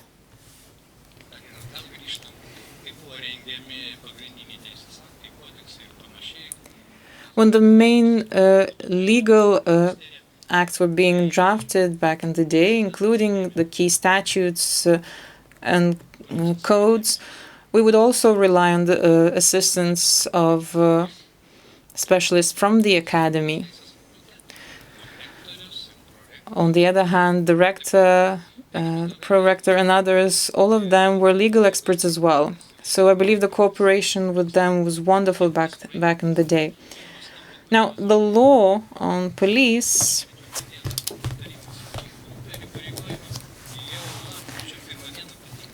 as weird as it sounds, but the order on forming a commission for drafting the law came out on the 24th of October, and it only took a couple of days for the law to be submitted for consideration.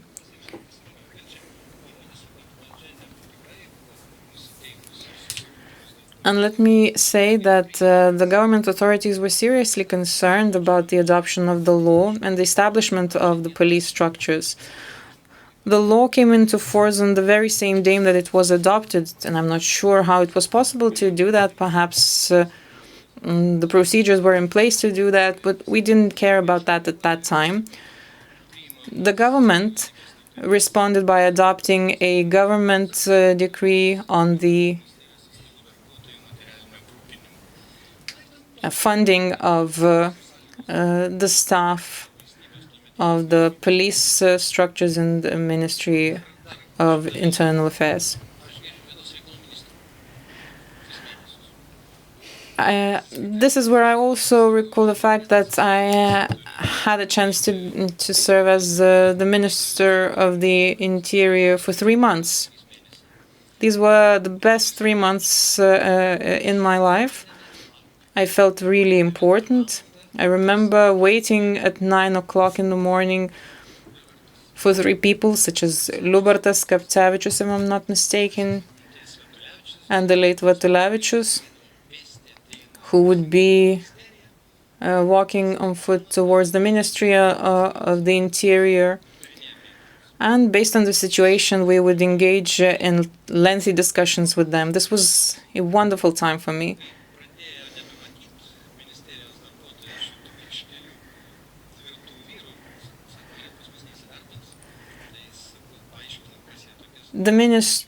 Somebody from the ministry asked me whether or not these people are official employees of the ministry.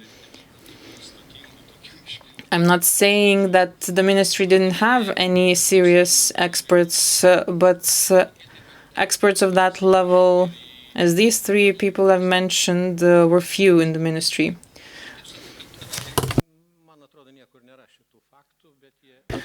These are some of the facts that have not been recorded anywhere, but this is where I would like to mention them. Another one that I remember is a phone call before Christmas by Vatulevičius or somebody else to inform me to get to Pravieniškės penitentiary facility. because of some disturbances caused in the place. Apparently, there were some attempts to organize a riot during the change of the changes of the security. I was told that not wise laws were adopted within the Supreme Council. I was told that release before time to those who conducted serious crime should not have been permitted by law. And I said that such prospect should be given to those imprisoned for irrespective crimes. At the time, the sittings of the Supreme Council were being broadcast on television. And when I was informed about the need to go to Pravieniškės penitentiary, I was afraid that perhaps I might be taken hostage or something similar might happen. I was reassured that none of that should happen. And I was told that I had to do something about changing the adopted law. I listened to these proposals, and I said that those meetings were broadcast online. So when I came back after Christmas to the Supreme Council,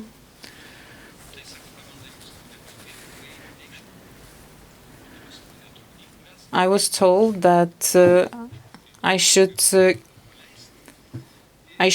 engage into greater discussions about that, and that I should hold my tongue. So these are just some of the memories that I wanted to share with you. It's a pity that it took a riot for malicious change into the police. And it's a pity that 4 decades onward, we are again facing challenges, different challenges, but still low salaries and poor approval of the police duties is definitely an injustice and hopefully something that you will not have to deal with in the future. Thank you. Ačiū už įdomias įžvalgas ir nežinom. Thank you for these interesting insights and some new facts. And we now have some guests from the European Law Enforcement Training Agency, CEPOL. We have the Vice Director, Alexandru Sasiolu. I hope I pronounced your last name correctly.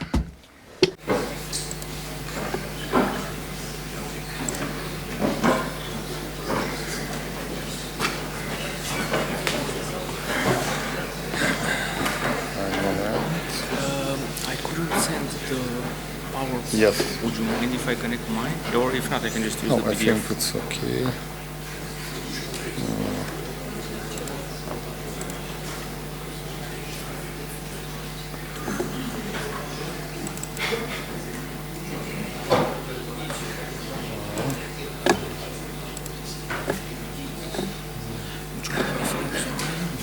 Just because I control the I don't know, maybe. Because the PDF is not the same. Can I try? No, this. No, it's not yours. No, I don't have it there. It's just the PDF. This is? Yeah. But Okay. the PowerPoint is a bit more. Yes. This. Next and back. Okay. Yeah, sure. And I'll flip this one.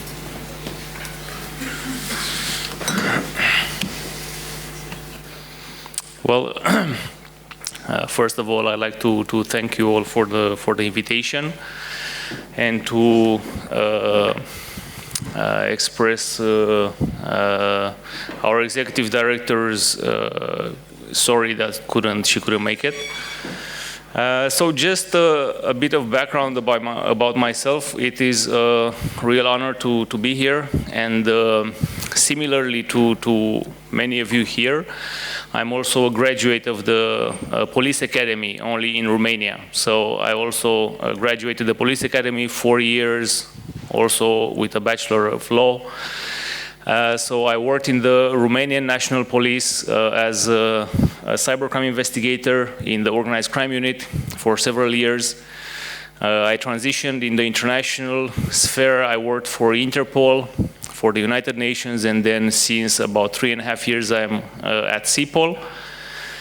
So also when I graduated, it was the exact same year when Romania joined the EU, 2007, and many of us in the academy were hoping that at some point we could earn European salaries, but then maybe also ideally work for new police law enforcement agencies. So I can say that I managed to accomplish this, but I know that there are a lot of opportunities from the law enforcement environment. So I think I consider myself lucky to have studied in such an institution, and I believe that you are also the same. So unfortunately I was not able to send the PDF, the PowerPoint, which was larger, so I don't have all the animation on it, but so I will just explain how we at CEPOL are trying to support the EU member states to address the security threats of today through the law enforcement training. So first of all, what we do is we try to understand what are the threats, right? I'm not sure how many of you are familiar with MPACT, the European Platform Against Criminal Threats. This is a member states-led mechanism to identify and address the criminal threats in Europe. This is a 4-year cycle, and it starts now, so we are now at the beginning of the new cycle, and it starts with a threat assessment, so mapping the criminal threats in Europe, and this threat assessment is conducted by Europol, the so-called EU Serious Organized Crime Threat Assessment. So this is a report that maps the criminal threats. So these up on the screen are the most pressing criminal threats that the Europol has identified through this report. Obviously, we have the organized crime, criminal networks, all types of cybercrime, and these are just also for political interest, you know, to not have like a list of, I don't know, 100 types of crime threats. So these are the main, but under each there are several categories. So for example, under cybercrime we have 3 priorities. We have cyber attacks, we have online child exploitation, and we have online frauds. And then, of course, now more recently linked with the war of aggression in Ukraine, we also have, most importantly, all types of hybrid threats and, of course, disinformation. So, as part of MPACT, CEPOL is the coordinator for the cross-horizontal strategic goal 5, which is the one on capacity building. So in that regard, at CEPOL, we are providing training and capacity building activities for each and every single one of these threat-related identified by SOCTA. So how do we address these criminal threats through training? This is the list of our 2025 training portfolio, training activities. So as you can see on the my right, the most activities that we carry out are related to serious and organized crime. So here we have all these impact priorities, cybercrime, human trafficking, drug trafficking, and so on. Then, of course, terrorism, also very important. It's not caught under impact because impact looks at criminality. Terrorism is a different area, as well as international cooperation and interoperability. Here we have training to support member states to better utilize the interoperability tools that are available for law enforcement. So the Schengen information system, we recently have the entry-exit system being implemented, so training in relation to that, as well as international cooperation. And then, of course, fundamental rights, which is a horizontal area that should be, I mean, it's essential for us as law enforcement officers to respect fundamental rights and to gain the trust and support of the public, of those who we serve. And we can't do that by infringing on their fundamental rights. So obviously it's very important, and we try to address this horizontally through all the activities that we carry out. Also, the exchanges are very interesting and very important component of our training activities. Here we bring together police officers from around the EU, but also beyond. It's a 2-week program when one officer comes and visits the other for 1 week, and then the other one goes to his country. So they exchange experience and best practices in their work. So what does learning at CPOL look like? I'm not sure how many of you have heard about CPOL before. I know some must have, but not everybody. So we try to address the training needs of the member states. I have to make the distinction that we are not, our reason for existing is not to train all the law enforcement in Europe. That's why we have national training academies. So we focus on the mid-career officers, so those that have been working in the police for several years and now they need to specialize in a specific area. But also we bring that European level knowledge. So that's the added value that we can bring as opposed to a national training institute. So we are complementary to that. We're not trying or we're not supposed to replicate the courses that we do here at national level. So we try to have this pyramid approach. The most courses and most training activities that we have available for you are the online ones. Number one, because of course we can have the most participants joining at one time, but also because we have the most types and most varied training curriculum available online. So anything from webinars, like a 1.5 hour dedicated session where we have experts, 2-3 experts talk about, I don't know, the latest. I've heard the chief of police today talking about these balloons that are being sent, so maybe we can do a webinar about that, sharing, okay, what is the situation, why this is happening, what's the modus operandi, what law enforcement can do specifically in this type. So we do these webinars about whatever topic, usually the latest topics that come out. So they are live, you can ask questions, interact, but we also record them so they're available as a prerequisite to join other training activities that we have. Then of course we have self-paced modules and e-lessons. Here, if you have an account, you can take them at your own pace whenever you are available.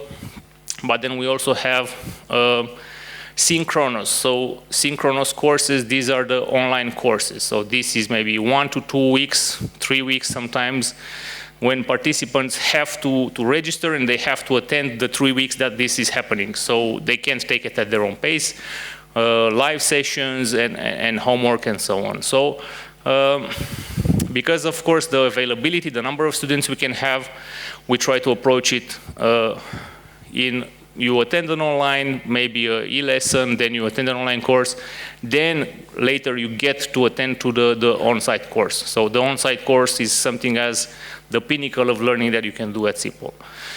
So on-site activities, we have the courses, we have the trainers, and then conferences. We do one large conference. This is our biggest event that we do at CPOL. It's called the Research and Science Conference, and we do it every 2 years. So we had it this year, for example, in Italy. And then, of course, as I mentioned, the exchanges.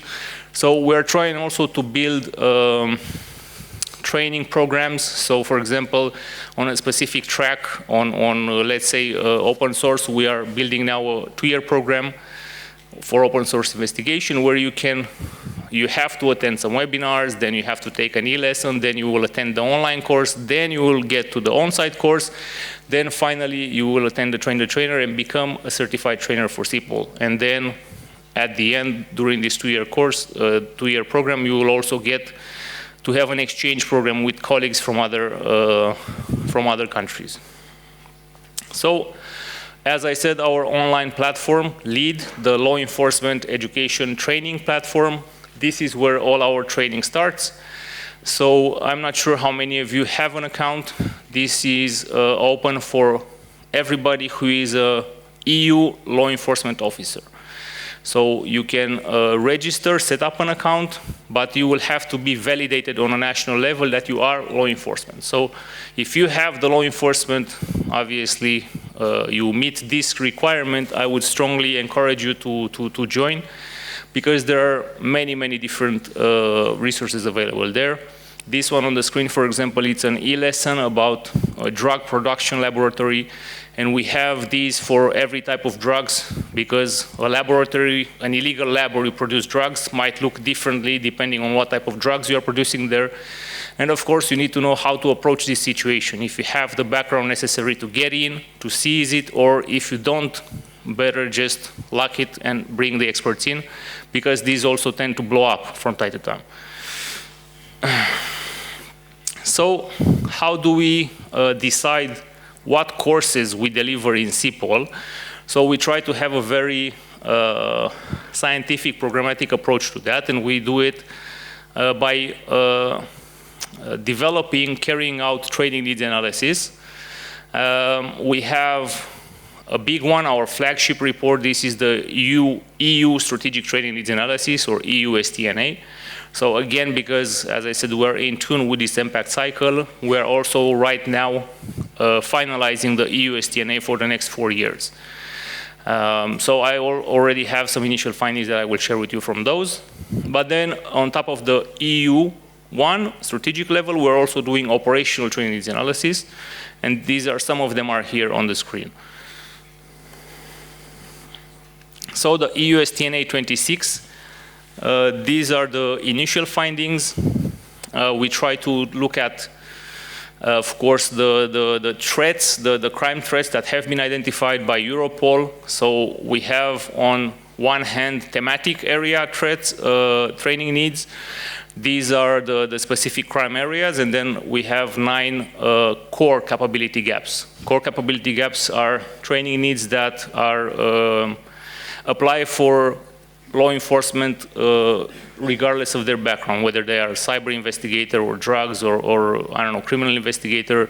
These are core capability areas that they should build more capacity on. So we have identified around 171,000 law enforcement officers that are in need of EU-level training. So again, I want to emphasize that these are not all the law enforcement officers in Europe that need training, but those that require training on these specific thematic areas that we identified that require EU-level training. So looking in more detail at the specific thematic areas, so we have on the right side the specific thematic areas, the crime areas, and here there is nothing, I don't know, new. We have the usual suspects: drug trafficking, cybercrime, counterterrorism. But one thing that is new for this report as opposed to the previous one is on number 13, the hybrid threats. Obviously, you are very well faced with these. Also, where I come from in Romania, we are very well aware of this, and we're trying to figure out how to address these hybrid threats. So this is something that came out new. On the right side, you can see these core capability gaps that I mentioned. So forensics, digital skills, artificial intelligence, for example. And on the topic of artificial intelligence, we have conducted a dedicated operational training needs analysis on artificial intelligence. We will also be launching this towards the end of the year, but I can show you that, I mean, the initial findings are that most countries, law enforcement officers have some very basic knowledge. So there is a huge gap here. We need to really scale up in terms of providing support and looking at how law enforcement can better leverage AI for law enforcement work. So on the right side, I can also show you some of the activities that we have been carrying out this year on artificial intelligence. So again, as I mentioned earlier, a large majority of them are webinars. So we get together and then look at a specific deep dive topic. But then we also have on-site and online course. So these are simultaneous activities that happen, one online and one in our HQ in Budapest. So because I mentioned hybrid threats, these are the specific hybrid threat training needs that we have identified. So when we do this EU STNA report, first we do a large desk review of close to 400 documents, strategic training needs analysis, threat assessments, and so on, and then we do dedicated focus groups in each thematic area. So we bring investigators, experts from EU agencies, from law enforcement training academies, and we try to identify what are the specific training needs for this category. So, for example, for hybrid threats, these are the specific training needs that we identified. So hybrid threats at EU border linked to migration. We have foreign information manipulation and disinformation campaigns. We've seen that this year was an election year in many EU countries.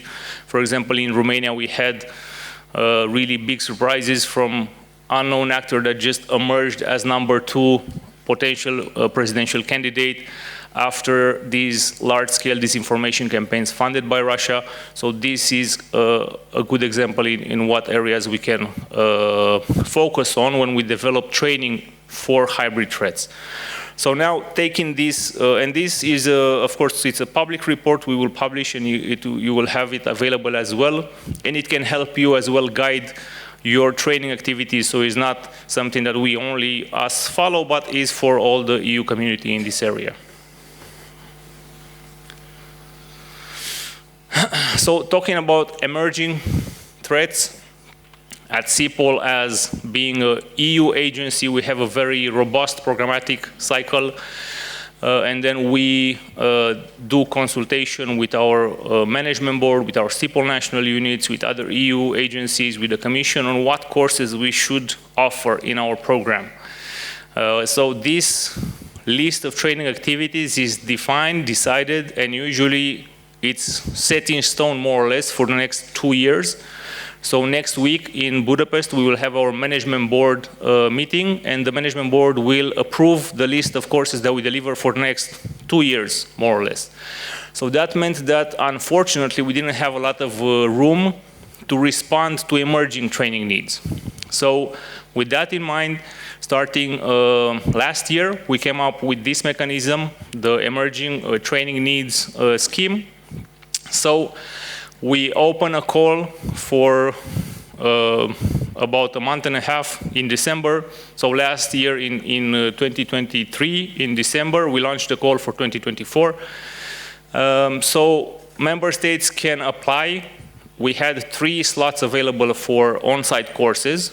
And then we can co-organize these courses together. So they have to submit an application for a course that is, #1, it's an emerging threat, so it was not caught up in our planning cycle. It's either not reflected in our training needs analysis, or it's a new thing that came out, and they can propose these courses. So we had really great experience with these, a lot of interest. It has grown over the past 2 years. For example, we had, as I said, 3 available slots.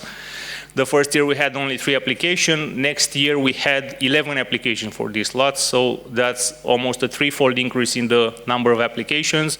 We had some really, really interesting courses ideas. These are the ones that we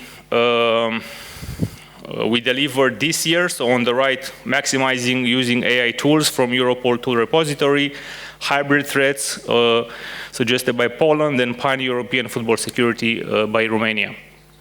These are the ones that we selected. Of course, we had 11 to select from, so it was a very dynamic process. So with that, we're expanding this model. So next year, we will be having 6 slots available. So we will deliver twice as many courses in this format. The applications will be open on 15th of December. So I would suggest, if you're interested, to propose a topic that is new, is very relevant, it's emerging, and there is interest on your level to deliver a course like that, you can apply and co-host it with us. And I heard earlier the rector talking about micro-credentials. So at CIPOL, we're also looking at ways to improve and to further, let's say, specialize, professionalize our training offer. And we're also exploring right now with micro-credentials. So in May, we have signed a service level agreement with a Polish university, and we have 2 courses from our portfolio accredited with micro-credentials. One is the Schengen Information System course, and the other one is Protection of Critical Infrastructure Spaces. So each of these courses gets 1 credit from this university. This is usually 1 credit is associated with 25, 30 hours of learning. And then what I put up on this screen is what, let's say, a typical law enforcement officer's training experience would look like throughout their career. You may take, I don't know, a 3 days online course, then some I don't know, a year later you may attend a 5-day course on a different topic, but further along you would create your own professional individual learning path. So you will be attending different courses from different areas, but these, with micro-credentials, they can add up to a diploma. So then you can maybe go and get a master's at a specific university in Europe, and with the micro-credentials you can accumulate credits, so you maybe don't have to follow and finalize the whole program because you already have attended courses that are valid with micro-credentials. So we are trying to expand this to all our training portfolio, and we're also we have done a pilot for creating a sectorial qualification framework for policing. So policing is the general topic. We've done a pilot on cross-border cooperation. So right now we're also submitting this to our management board, and pending their decision, we will be trying to expand this model to the entire policing area. So with that, I hope I didn't take too much time, and I hope you found interesting this European level perspective on training. This is our new HQ. We've moved in the new HQ in January this year. Before that, we were again in Budapest, but in a central location, in a smaller, older building. So now we really have a lot of capacity to provide all types of training courses. You can see the webinar studios that we have. We have multidisciplinary laboratory, and even a drug production laboratory that we will install in October, in December. So I hope to see you in our HQ, and thank you very much.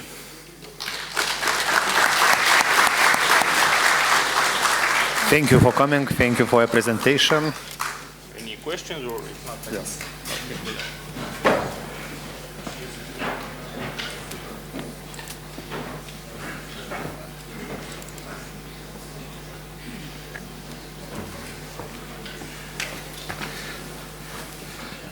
Šiandien tikrai daug mes girdėjome policijos veteranų pasisakymų. Well, we heard a lot of comments from police veterans, for those who contributed to the establishment of the academy, but we would also like to hear the view of the younger generation, which is why I would now like to give the floor to Ms. Aura Silvia Kazlaite, a third-year student, a third-year BA student from Lietuvos Respublikos University, to share her insights.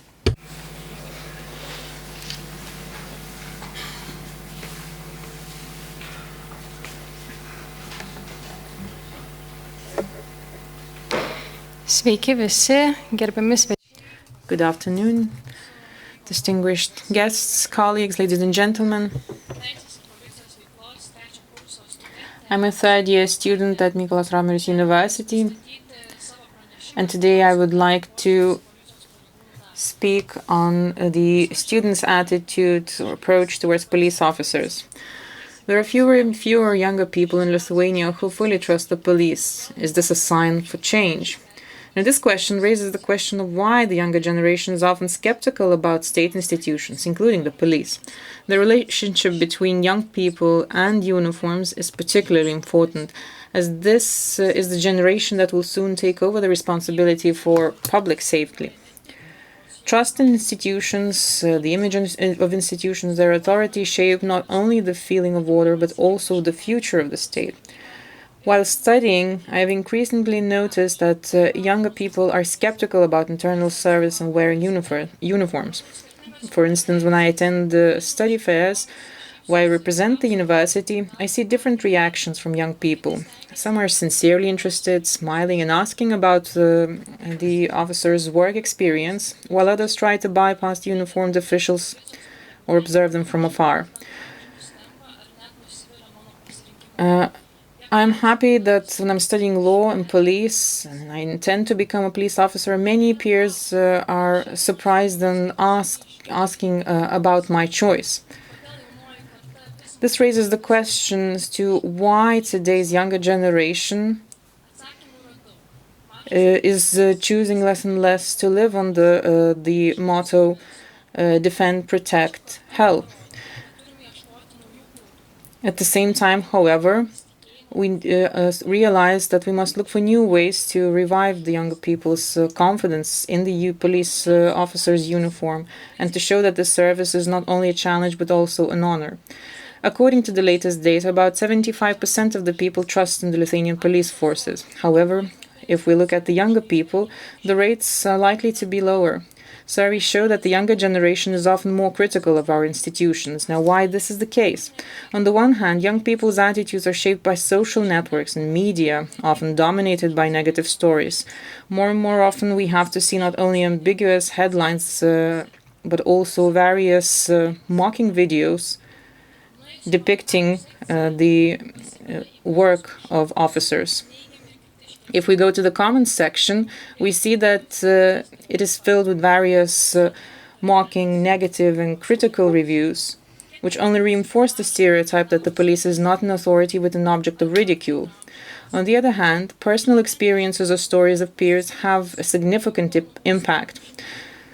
There are often complaints from younger people that they have been punished for nothing. Generational differences are also important, as young people tend to have a different perception of authority than their parents or grandparents, leading to a mixed image of the police in the eyes of younger people, some related to security and assistance, while others to control and rigor. The approach to police varies not only between younger and older people, but also between cities and regions. In smaller towns, the police officers are often seen as part of the community, while in bigger cities, more of a control authorities. Young people who are involved in community or paramilitary activities have a different relationship to police. For them, the uniform is a symbol of pride and responsibility, and I myself am also part of this group of youngsters.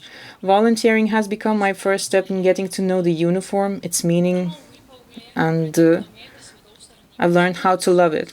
As a teenager, I became interested in the institutions of the internal service. I focused on the Lithuanian Armed Forces and the Lithuanian Riflemen's Union. I am fascinated and continue to be fascinated by the people's desire to take care of their state security, to protect freedom and help society. In this period, I became involved in the activities of the young riflemen. I took part in paramilitary camps and various trainings, such as those for first aid trainings. As a young rifleman, I often met police officers, and whenever I had the opportunity, I kept asking them why they've chosen this profession. The most common answer was simple, but at the same time, it was a very meaningful one. They said that they wanted to help people in different situations, and perhaps this experience is what prompted me to choose the path of a police officer as well. After finishing my school exams, I decided to enroll in Mykolas Romeris University's Academy of Public Security. The enrollment process was not easy one. It took a lot of time and energy. The biggest challenges were related to the medical examination.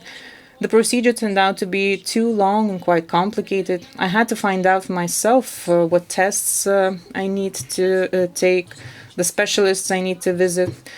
It is there that I also met other people who were doing the same, who had to realize that they do not meet the health requirements. Most common cause were certain health problems, such as changes in the heart rhythm caused by sports in childhood. And I was quite surprised that 18, 19-year-olds who had been practicing sports all their lives were declared unfit for service. The same thing happened with physical standards. And I had met girls who did not pass this stage as well. And so this raised the following question. And do we need to be fully physically ready for enrollment? Or should we take an example, let's say, from the military academy, where students have the opportunity to prepare for physical tests during their studies? I think it is important to create the right conditions for the development of physical readiness already during the studies. In this case, graduating would make it much easier to maintain the standards needed to start the service, and sports would become part of our daily routine. This would not only improve physical fitness, but also help to achieve better results during medical examinations. As I explored these issues, I interviewed students who were studying my study program. 42% of the respondents said that the stage of enrollment is quite smooth. 32% think it could be smoother, while 16% said that the process is too complicated and repulsive. All of these challenges make us wonder whether the strict requirements make it difficult for young people to want to serve.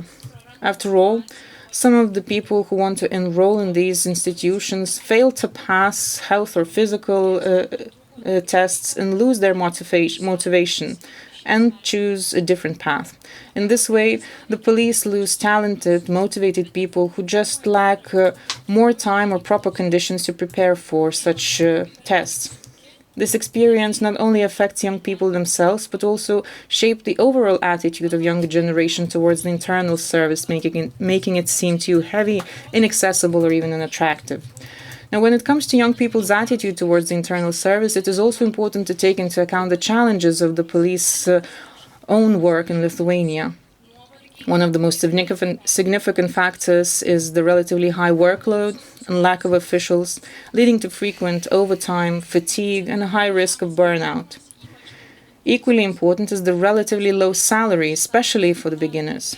It is no secret that this work requires a lot of responsibility. Officers are constantly under great stress, and every time they respond to calls, they also risk their health and even their lives. Young people are often disappointed at the level of bureaucracy, the complex procedures, lengthy medical examinations, and an abundance of documentation. There are also challenges in professional communication with the public, which increase the impression of the police as an institution of distance. It is often said that not all officers are able to respond empathically to sensitive situations, and the lack of psychological support for the officers themselves who are faced with stress on a daily basis must not be forgotten. All of these factors influence the decision of young people to choose or renounce the profession of a police officer. In analyzing these problems, I interviewed some of the students studying at Mykolas Romeris University. I wanted to learn the opinion of students who were not close to the police. The results of the survey show that only 22% of these students fully trust the Lithuanian police as an institution, while 60% do not trust it, 5% do not trust it at all, 5% do not trust it, and 4% do not trust it whatsoever. I also asked students how, in their opinion, the media and social networks are portraying police officers. The results of this question were not surprising, as only 18% thought that the police are portrayed most positively, and 23% were leaning towards negative representation. When asked about the prestige of the police of the work of the police, only 4% indicated that it was the prestige was very high. 45% indicated that the prestige was high enough. 29% remained neutral, and almost 19% indicated that it was low, with 4% indicating that the prestige of the police in Lithuania was low.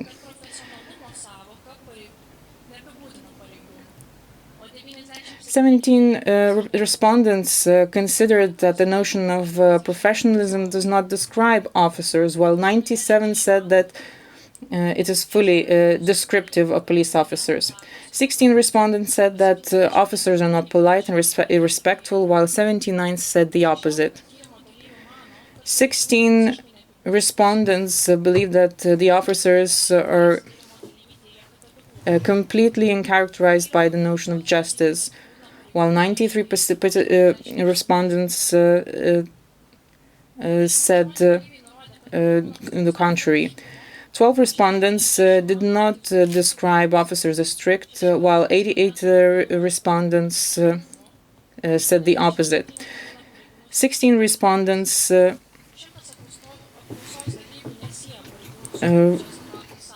said that the officers are reliable, while 87 respondents said the contrary. 100 respondents do not associate officers with the concept of corruption, and 30 said that they do. When asked about the salaries, whether or not they should increase, 76% said that there should be a significant increase in the salaries, 16% said that there should be a slight increase in the salaries, and 4% thought that the salary could remain the same, while 5% had no opinion. It can be said that the majority of those questions associate the profession of a police officer with professionalism, honesty, justice, reliability, courtesy, respect, and empathy. Unfortunately, the prestige of this profession remained relatively low, and the level of remuneration undermines the image of this profession. In addition to the said questions, I also had a couple of two open-ended questions. The first one was, what do you think would improve the image of the police among young people? I received many answers, and some of them stressed that greater openness and engagement on social media, especially on youth-relevant platforms such as Instagram or TikTok, could improve the image of the police. One of the respondents wrote the following: I think that closer interaction with young people in events, in schools, in open conversations on Instagram or in TikTok would improve the image of the police. Young people would like to see the police being friendly, understanding, and modern, and not only punitive. Various prevention projects, open day events, educational events, and joint activities with young people were also mentioned as those that could help to create a positive and trust-building image of the police. The second open-ended question was the following: what do you think would encourage students to pursue a career in the police force? The vast majority of the respondents gave a unanimous answer, and that was higher wages. This shows that the motivation to work in the police is closely linked to the financial stability and the prestige of the profession. One of the comments illustrates this, and I quote, I think there are a number of young people who would like to work in this area. But the most important aspect, in my opinion, is uncompetitive salaries in order to contribute to the security and order of the country. The work is indeed responsible, emotionally and physically demanding, often dangerous, and should certainly be better paid. To sum up, young people's expectations of the police officers are clear. They want to see not only officers who ensure order, but also leaders who are able to communicate, inspire, understand their problems and challenges. And in order to attract more young professionals to the ranks of the police, it is necessary to ensure competitive salaries and positive job prospects. Taken together, these factors would contribute to a stronger trust in the institution and a more positive image of it in society. And so we're faced with the following question: is the skepticism of young people determined only by the challenges of police work, or also by the expectations of society, particularly the younger people? Is it likely that the reasons lie on both sides? According to the results of the survey, respondents indicated that the police could step up coordination with schools, involve young people in educational activities, and show that the officer is helping rather than punishing. Communication on social media, where young people spend most of their time today, should be improved. It is also important to review the procedure for entering the internal service, giving more opportunities to prepare for health and physical tests during the studies. This would help to keep motivated young people who would become good officers in the future. The police uniform today looks twofold in the eyes of young people. For some, it is a symbol of help and responsibility. For others, it is of a skepticism of authority. It is up to us, however, to see how the service to the state will be perceived in the future. My experience shows that this profession is a challenge but also an opportunity to contribute to public safety. It is therefore important to look for ways to establish a stronger link between young people and the police, so that the slogan "Defend, Protect, Help" is reflected not only through an officer's uniform, but also through people's trust in police. Thank you. Labai ačiū. Manau, tikrai. Thank you very much. I'm sure there were plenty of interesting and valuable insights and some food for thought what could be done better. And we're going to conclude the conference by another video, this one on the history of the Mykolas Romeris University.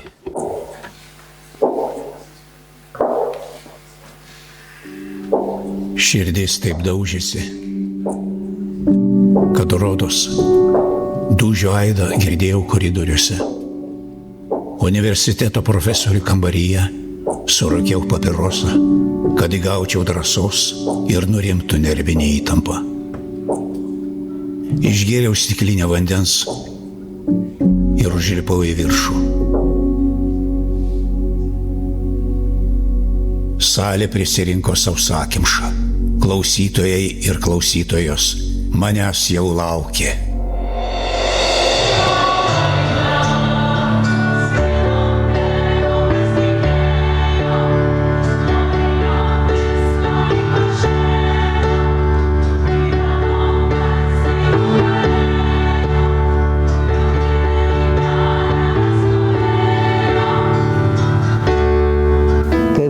Tikrą vaizdą, kaip buvo kuriama Lietuvos valstybė vėl po okupacijos. Tiesiog neįtikėtina, kad iš viso mums pasisekė tai padaryti.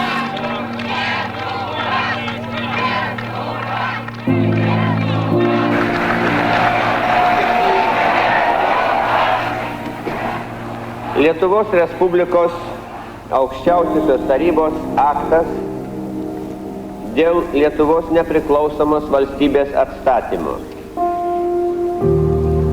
Lietuvos Respublikos aukščiausioji taryba, reikšdama tautos valią, nutarė ir iškilmingai skelbė, kad yra atstatomas 1940 metais svetimos jėgos panaikintas Lietuvos valstybės suvereninių galių vykdymas ir nuo šiol Lietuva vėl yra nepriklausoma valstybė.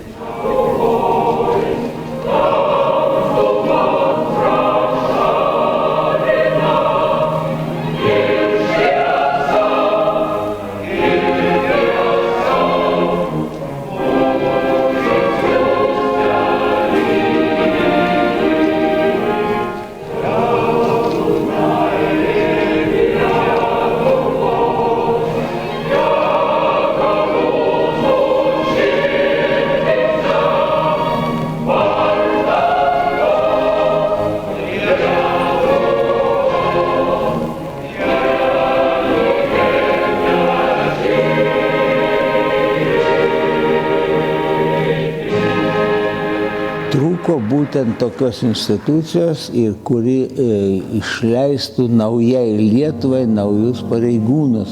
Ir pirmiausia, tai buvo policijos universitetas.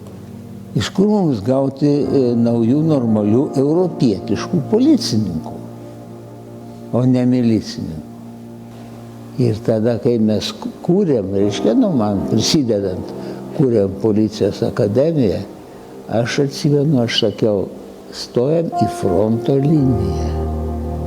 Visi, kurie ateina, yra savanoriai, ateina į frontą. Ir reikės susiremti.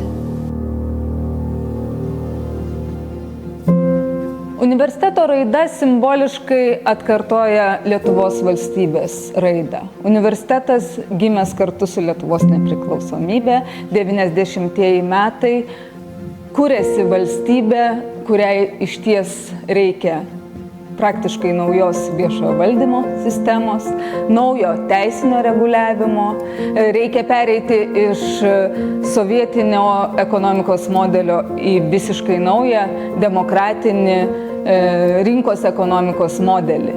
Ir čia atsirandam mes. Universitetas, kurio pradžia siejama su pareigūnų rengimu, su teisės krypties vystymu. Šiems vaikinams birželio 30-oji tikra šventė. Po 3 studijų metų jie kvalifikuoti policijos ir vidaus reikalų įstaigų valdininkai, teisės bakalaurai. Dabar jie vėl sugrįš į tuos rajonus ir miestus, iš kurių atvyko mokytis. Dirbs kriminalinės viešosios policijos inspektoriais, kvotėjais. Per 3 metus šie jauni vaikinai daug ko išmoko. Praktinėse kriminalistikos, medicinos pratybose įgytos žinios labai pravers gyvenime. Ne vienas mėnuo praleistas šaudykloje padės apsisaugoti nuo užpuolikų, apginti nuskriaustą. Policijos akademijoje formavosi pirmosios nepriklausomos Lietuvos policijos pajėgos. Čia buvo ugdomi pareigūnai, kuriems vėliau patikėta stiprinti jauną valstybę ir jos teisingumo pamatus. Džiaugiuosi šiandieną, kad Romerio universitetas švenčia 35 sukaktį. Šis sukaktis ne vien tik yra simbolinė, bet ir ryšasi ir su Lietuvos nepriklausomybės valstybės darbu ir jo egzistencija. Džiaugiuosi, kad per tą laikotarpį universitetas išleido daug teisininkų dirbančių Lietuvoje ir stiprintančių visą Lietuvos valstybinį gyvenimą. Man atrodo, kad Lietuvos teisininkų įnašas yra didelis ir į tarptautinį bendradarbiavimą, nes plintant studentų pasikeitimui tarp užsienio universitetų ir Lietuvos, užsienio dėstytojams įsijungiant į mūsų bendrąjį darbą, mes sudarome stiprius ryšius, kurie turės ateityje irgi didelės reikšmės valstybių bendradarbiavime, o tuo pačiu Lietuvos valstybės stiprinime ir jos tobulėjime. Tad džiaugiuosi, kad šis universiteto darbas yra ant tiek reikšmingas, kad jisai atsveria visas, kaip sakant, sunkumus, kurie susidūrė šiame kelyje, plėtojant ir plečiantis universiteto darbą Lietuvoje. Mano linkėjimas būtų šio universiteto sukaktuvių proga, kad būtume puoselėjama ir toliau profesoriaus Romerio testamentas, sakyčiau, būtent kad Lietuvoje būtų puoselėjama tiesa, teisingumas ir turbūt teisybė. Sveikinu ir linkiu viso geriausio.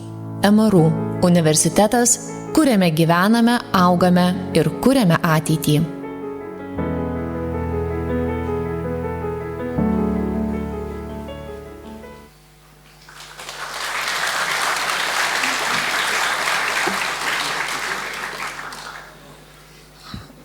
O mūsų konferenciją pabaigs vienas. And to conclude our conference, I would like to invite one of its initiators, the chair of the board of the Lithuanian Police Veterans Association, Mr. Navickas.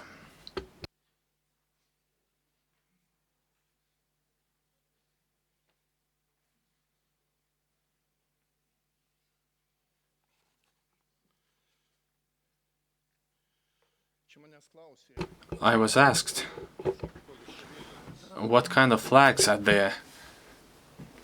The first one is that the historic police flag that was consecrated on October 1992.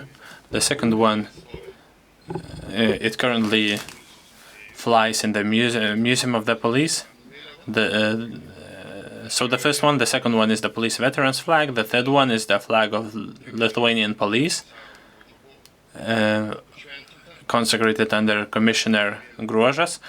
The fourth one is the Public Security Academy flag, consecrated this year in the church in Kaunas, main church of Kaunas. And at the end we have the Mykolas Riomeris University flag. I think I was correct, wasn't I, dear Rector? Okay. So, dear guests of the conference, participants, students, officers, colleagues, veterans, to conclude, I would like to thank everyone who have contributed to the success of our conference. I'm grateful to the presenters for their insights and experience, to participants for active participation, your questions and ideas that have enriched our discussions. Today we have been talking about the way the world is changing and the way the police role is changing in the society. It is obvious that the police is becoming not only the savior of legal system, but part of the community, a creator of trust and security. It is a constant process that requires courage to change, learn, and act together. We were talking about the establishment of the police academy, the adoption of the laws on police, their development and results. It is as important for the protection of police for the Mykolas Riomeris University, just like obelisk for the Lithuanian police built in Kaunas, the police square in Vilnius, the oak grove in Panevėžys. I'm especially grateful to the patron of our conference, a member of the parliament, Saulius Skvernelis, for his attention and support to our initiative. The event and the patronage of Mr. Skvernelis gave the discussion important political and societal context. We are grateful to the professor from the University of Krakow, Jan Vidacki, who was the first ambassador of Poland to Lithuania, for his very relevant presentation and for being together while remembering the historic events, of which many of us were participants. We are grateful to Alexander, the Vice Director of CPOL. We are also very grateful to the coordinator of the conference, the police department, and our partners, Mykolas Riomeris University, and the Office of the Seimas of the Republic of Lithuania for our joint work and cooperation and comprehensive support while preparing this important meeting. Your contribution allowed us to gather together and share our memories and experience.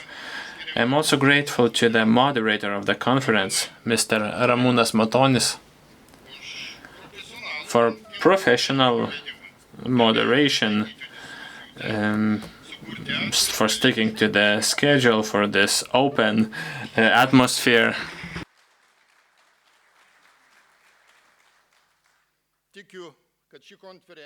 I believe that this conference became the platform not only to exchange knowledge, but for honest communication.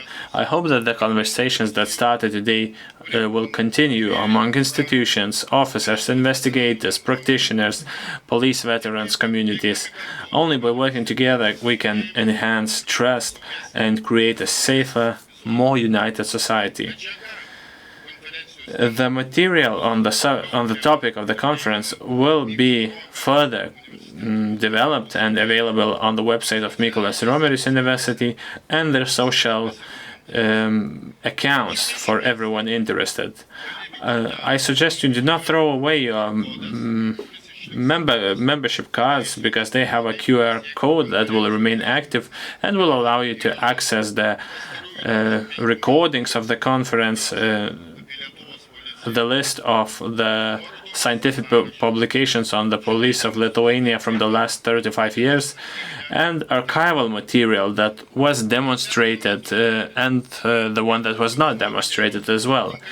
Soon enough, the researchers of the Public Security Academy are going to prepare an article on the issues that debated during the conference. So thank you once again for your time, involvement, and openness.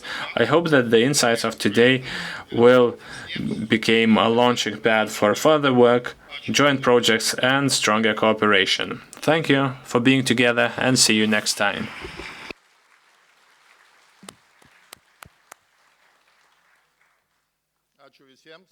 Thank you to everyone. And let us keep on discussing informally. We'll also have a family picture. Maybe somebody wants to have a picture next to the flags or here, and safe travels back home. So thank you, and I would like to invite every alumni, every graduate, every former employee